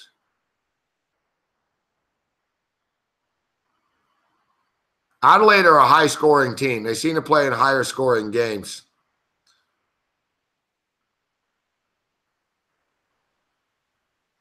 And the Taipans playing lower-scoring games. This is a tough one. I know I've been pulling these late-night international winners out of my ass every night this week, but I can't force it. Although I said that last night about the Korean League, and we fucking swept the board in Korea.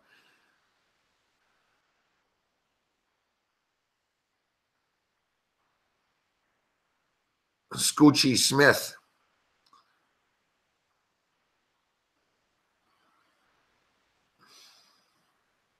I want to go over the number, but I feel it's a little high at 173.5. I think it gets there, though. I think it gets there. If you're playing the Australian game, I would go over 173.5. Anything in the KBL tonight? Korean Basketball League? Yep. Let's see. Yeah, there is, but it's not till 5 in the morning, 6 in the morning. It's really late. It's in 6 hours type shit.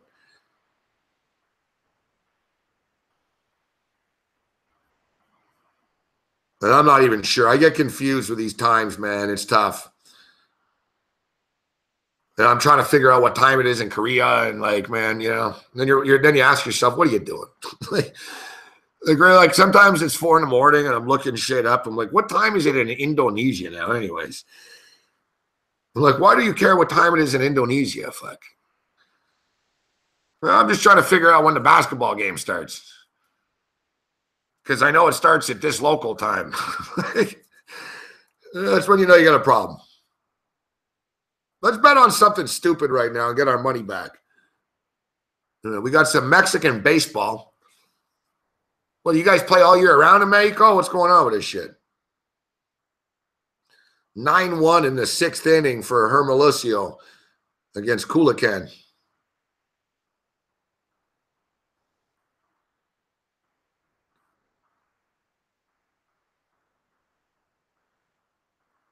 I would play the under. I would play the under. You get under 12.5 plus 100. That's what my gut tells me. Or if you don't mind laying a little juice, play under 13.5 minus 210. What else do we have going on here? Oh, we have 3-on-3 action. Ooh. 3-on-3 basketball. Chinese Taipei versus Lebanon. 3-on-3. This will be a new low. You know what? I knew the Vancouver Canucks were going to win tonight. Fuck. The Washington Capitals, like every other team from Washington, they're gutless. Fuck. Okay. And they were favored. And I took the Ottawa Senators tonight and they won. The Vancouver Canucks, nobody gives respect. And they're winning 6-2 right now.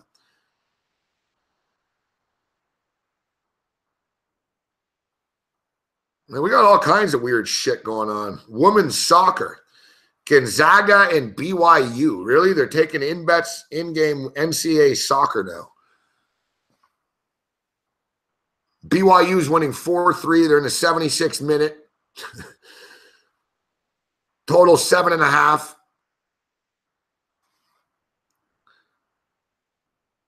I think there'll be another goal. I would lean with the over here, but I got to pick my spot wisely. Chinese Taipei and Lebanon, they only have a money line, and Chinese Taipei is minus 2,500. What are you going to do with that? Oh, we got some Mexico basketball. Soles versus De Morella.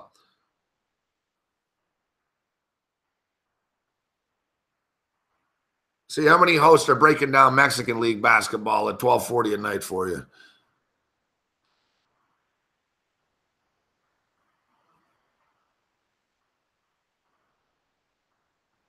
Solis 2-0.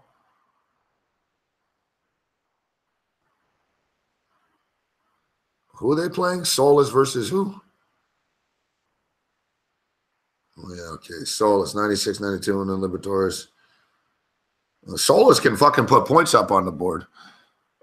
96, 168, 200. Aqua Cateros.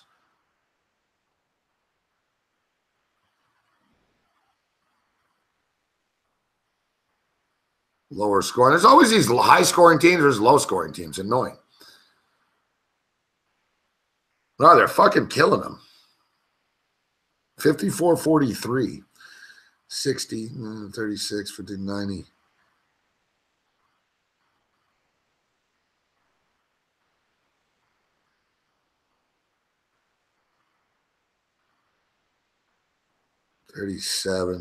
Fuck. I don't want. I can't force it. I'm trying to find something for you guys and myself. What we found is the Pelicans. The Pelicans are up by 5 right now. So let's get this one home, make up for the fucking Portland game, and then regroup. Regroup. Never retreat, never surrender. We regroup.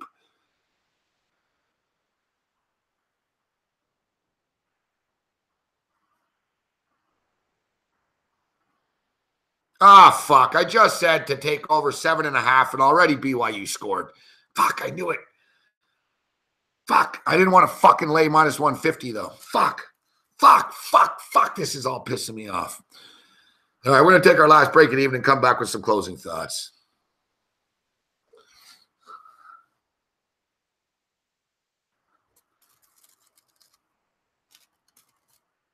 The story of the night. Could have bet on BYU to score that 5th goal.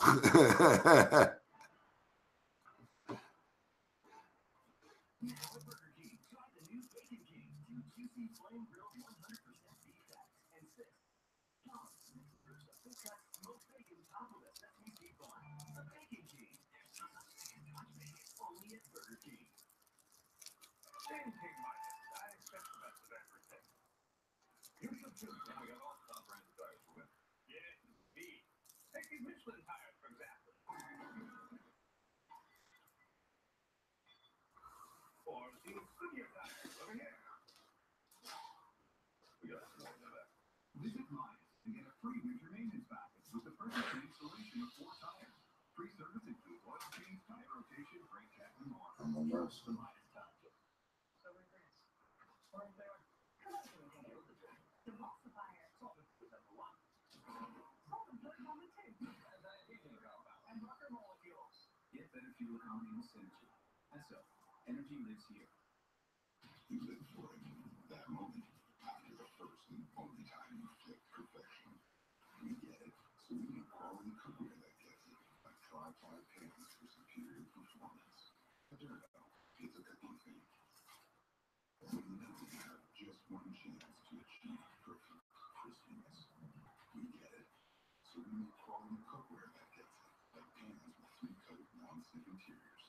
Adorno, it's a cooking thing.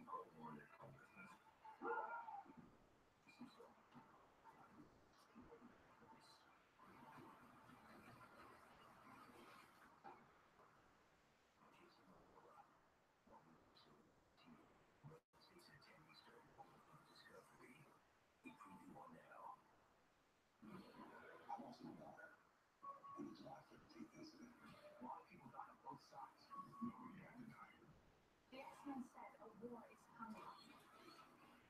They were after blind.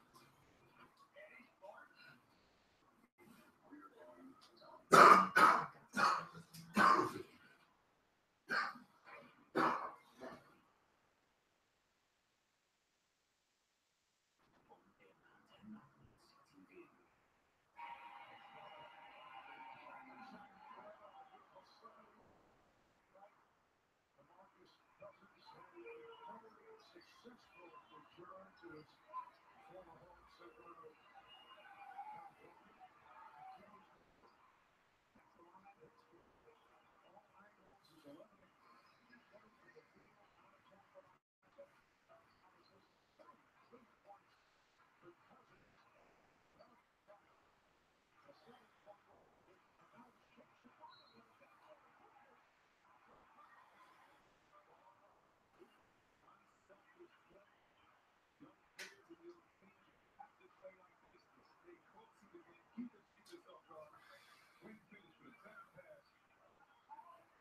Finishes strong, man. Holiday came over to help commit his 3rd foul, so here is Lucas.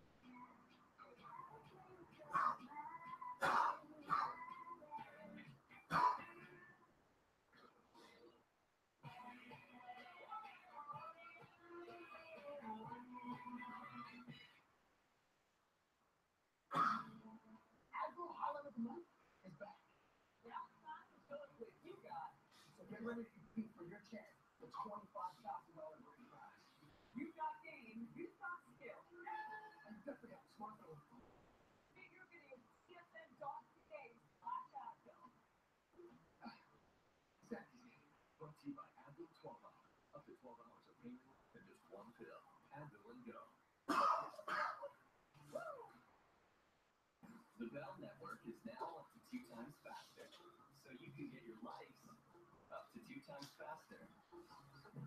Or download something you love up to 2 times faster. You can get the latest score up to 2 times faster. Or even set it Yeah. I'm beaten down. Time to go out like Cam Newton. This press conference is over, fuck. The show's over.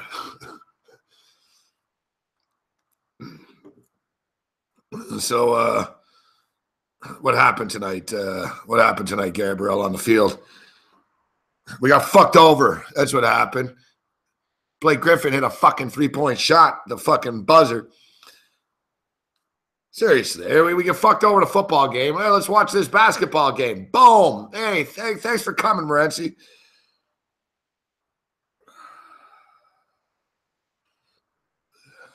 It's a rough one.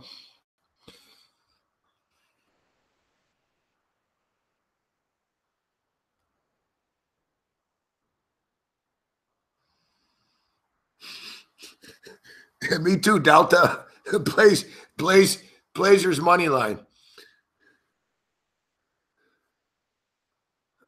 I look like the Iron Sheik. Fuck.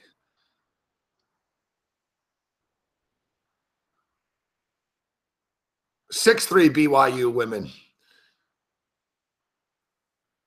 There's some fucking there's some cricket going on, but that shit's gonna take forever. And where it is, we should have jumped on the total here. This game's not slowing down.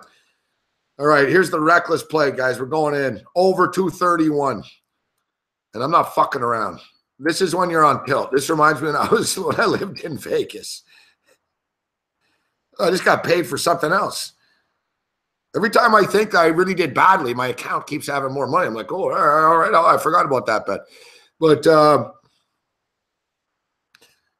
I mean, a couple of nights, there was times I was in Vegas sometimes, man. I'd have a bad night at the sports. I didn't play casinos a lot in Vegas, but I have a bad night at the Sportsbook, fucking sometimes Saturday night, whatever, college or Sunday after NFL, I'd get fucking ripped, fuck. I'd be fucking wasted. I already lost like $4,000 on the games. And I'd be like, I'm not going out like this, fuck. I'd put like 1,000 on a fucking blackjack table and shit, all wasted. Let's go. Once in a while, I'd win. Most of the time, I'd make it worse. Fuck. After the Super Bowl, after the San Francisco-Baltimore Super Bowl at the Stratosphere, I lost a lot of money on that game, like 6 times or something. And I won a lot of props, though, that I didn't realize. Fuck. I was really freaking out. I freaked out like I lost like 7 dimes, but Bronx Bombers like, dude, fuck, I saw you play like all these props, and they all won. I had like 60 tickets. I was ripping all these Super Bowl tickets out, and I was like, loser, loser, winner. I was like, oh, winner, winner. They're like, you're freaking out for nothing. I'm like, no, I lost.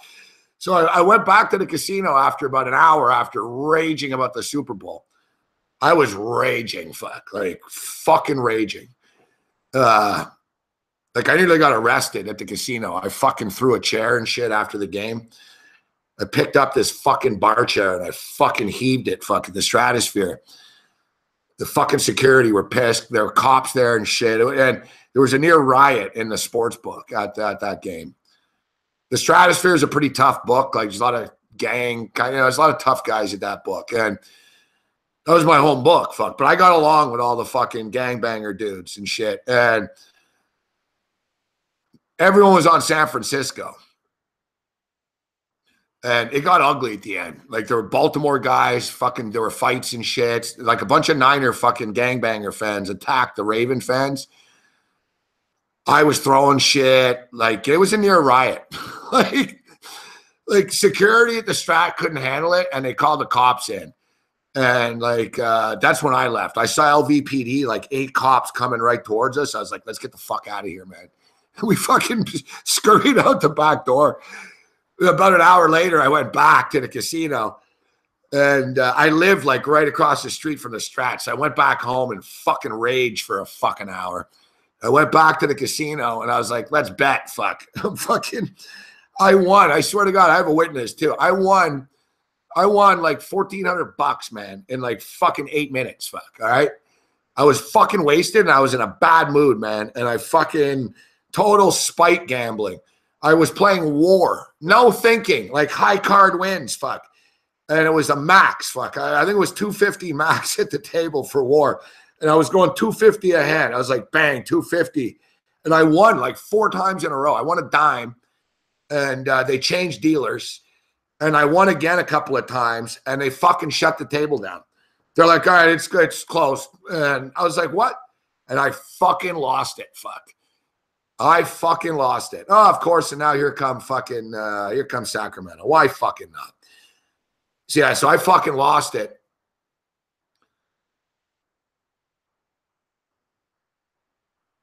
The Stratosphere was owned by Goldman Sachs. So not Goldman Sachs, but Lehman Brothers. Lehman Brothers. I fucking said, it was around the bailout. I said, you guys are too much, fuck. You fucking take our money, you shut the table down, you get bailed out by a fucking... And I caused this big thing. All these people got pissed off at the table. I got booted out. They were pissed. Like, there's no love lost between me and the Stratosphere. I'm not welcome there. I went back. Fuck. Like I said, I used to go there every day. I used to get into it with the book all the time. And I went back and I was mocking them. Fuck. I was at the window and I'm like, you guys call yourself a sports book? And it was UFC. It was UFC and Super Bowl. I tried to bet $1,000 on a UFC fucking fight, and they wouldn't let me. And I was fucking pissed. I was like, what kind of like? I told them, why don't you guys just close? Fuck. You call yourself you're a fucking casino in Las Vegas, and you won't accept $1,000 bet on a UFC fight. And I said, all right, I'll just come back and place the 2 $500 bets if it makes you feel better. And then they're all like, if you hate it here, why do you come here all the time? I was like, because I fucking live across the street, asshole.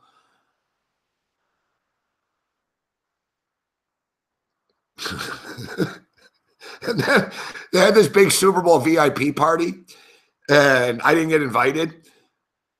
And I bet so much money there too. I was fucking, and I got all the gangbangers pissed. Fuck. I said, did you guys get invited to the VIP party? And they're like, no. And I'm like, man, we're here every day. Fuck. Every day we're here, you and me. And we don't get an invite. And then they fucking started bitching. And then the sportsbook director comes up to me. He's like, you're fucking, you started these guys. You fucking told them about how they're like, now you're fucking causing trouble here. You're fucking, like they pulled me aside and they said, you're causing problems for the casino now by bad-mouthing us. They're like, you always bad-mouth us, but you always come here. That's what people do in Vegas. Fuck. That's why, like, when Buddy shot the place up, I fucking, like, people were like, oh, but he loved it. I was like, no, man. People in Vegas fucking hate casinos. People don't realize it. There's a love-hate thing there going on, right? Like, fucking people hate casinos. Like, you're at war with a casino. Like, they're not your friends, right? Like, they're not your friends. They want to take your money. They want to treat you like shit. And, they want to fuck you up, man. I'm telling you, I lived in Vegas for fucking like nearly 3 years, man. 3 years off and on, but 3 years essentially. And I'm telling you, I know the place inside out. You let your guard down for a split second, man. Those casinos will fucking fuck you hard, man. They're not your friends. You got to remember that. The dealer's all nice to you and the drinks and shit. They're just out to rob you. Everyone in Vegas is out to rob you. There's people in the casinos that want to rob you. The dealers want to rob you. There's grifters that want to rob you. There's pickpocketers. There's fucking thieves. There's killers. There's hookers that want to fucking get you into the room and drug you and rob you.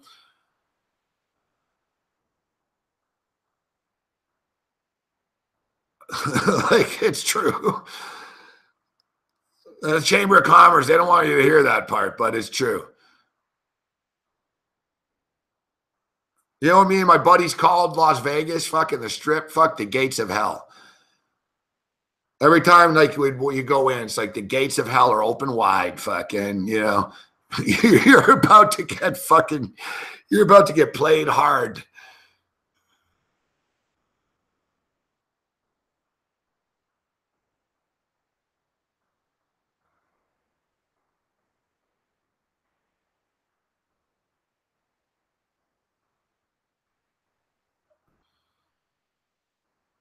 Walter's going to Vegas tomorrow. You'll have a good time, Walter. Just keep your head up. Honestly, Walter, the one thing I'll tell you, no kidding, is you'll have a great time in Vegas. The one thing I will warn you about, I'm dead serious. Be very careful about a hooker. I'm just telling you that. You'll be fine. You know, the strip clubs are great, and you know, nothing bad's gonna happen. You're gonna be fine. But I'm telling you right now, the one thing be careful of is these chicks in the casino. I don't know. I'm not accusing. I'm not saying, oh, you're gonna do hookers. I'm just telling you guys, if you go to Vegas, be very careful about the hookers. That's my warning to you. It's constant. These chicks, they're at the bar and stuff, and they want to get you into the room. They're going to get you into the room, and they're going to drug you. They're going to drug you. They're going to drop something in your drink. You're going to pass out. You're going to wake up, and all your shit's going to be gone. All right? And they pay off security at the hotel. So the security ain't going to do shit about it. Unless you call the cops, but solicitation of a prostitute is illegal in Vegas. So the hookers know that. People think prostitution is legal in Vegas. It's not. You know, it's legal outside of Vegas in the desert, like an hour outside of the city, but it's not in the city limits. And the chicks know this and they use it. So they basically, or what they'll do is they'll get you up to the room and they'll just do a lap dance and then that'll be it. And the same shit. Like the hookers are the biggest crooks in that city. Don't trust a hooker in Vegas. That's my advice to you. And I never got ripped off by a hooker in Vegas because I never went near a hooker in Vegas because I didn't trust them. Fuck.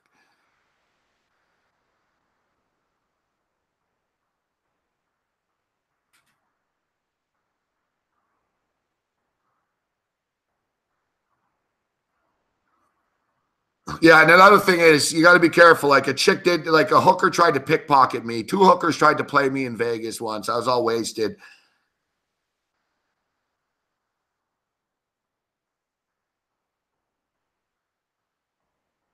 Oh, that's just great. Look at that. Sacramento took a lead, and now it's slowed down as well.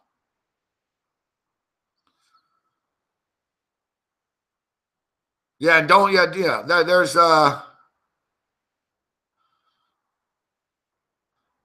yeah, I'm not saying you trust hookers everywhere, but most hookers aren't out to rob you. You know what I mean? In Vegas, they're not going to do you. They're going to do you by robbing you. And I'm not saying every hooker. The Asian chicks are legit in Vegas. If you want a hooker in Vegas, go to fucking one of those Asian massage parlors. Fuck, all right? They're not going to rip you off. But like the hot little blonde chicks in the casinos and shit, they're all hustlers, man. Like they're going to play you and they're going to rip you off.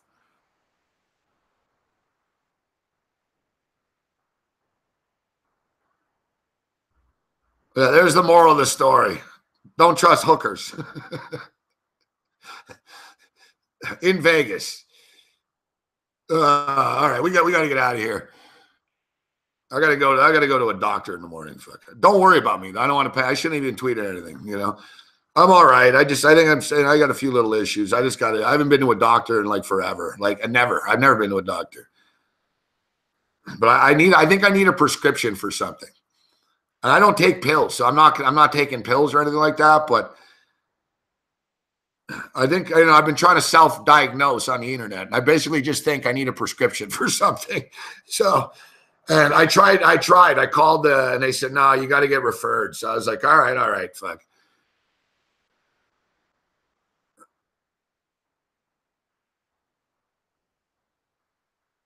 Yeah, so I feel positive, guys. We're going to make some money tomorrow. NBA basketball. My picks will be up on the Fantasy Sports website, YouTube page. We got a good basketball game here. 110-106 right now with a minute and a half left. What's the college football tomorrow night?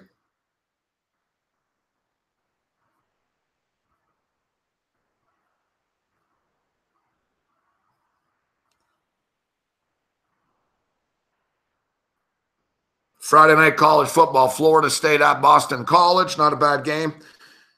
Tulane and Memphis. All right, that's all right. Tulsa, SMU, some high-scoring games. All right, we got 3 games tomorrow. Big Man on Campus will join us tomorrow night. Friday night freak show. We'll talk college football. I'll give you some UFC picks, UFC card on Saturday. Next week, we'll talk more UFC with the return of George St. Pierre. All the money's coming in on Bisping. I think GSP is going to take him down and win a boring fight. The money, the smart money, don't buy the hype with Bisping. GSP will beat him. GSP's not great. He hasn't fought in forever, but he'll be able to take him down. We've got some picks for Saturday's UFC card. We'll talk UFC tomorrow night. Thanks for tuning in, everybody. Thanks to SBR. You guys support SBR. Give us a thumbs up if you can. Follow SBR on Twitter, Instagram, Facebook, Snapchat, or Google if you aren't already. And if you're looking for a sports book or, you're having a tough week like we are, and, a 100% sign-up bonus looks good right now, then go over to sportsbookreview.com and pick out a sports book that's right for you. Click the banner on their website and keep these free videos going for you guys. I appreciate it. You guys rock. Thanks for the kind words. Thanks for tuning in. We'll get back on track tomorrow. We'll fucking start winning. Stay positive, guys. May the winners be yours. Later.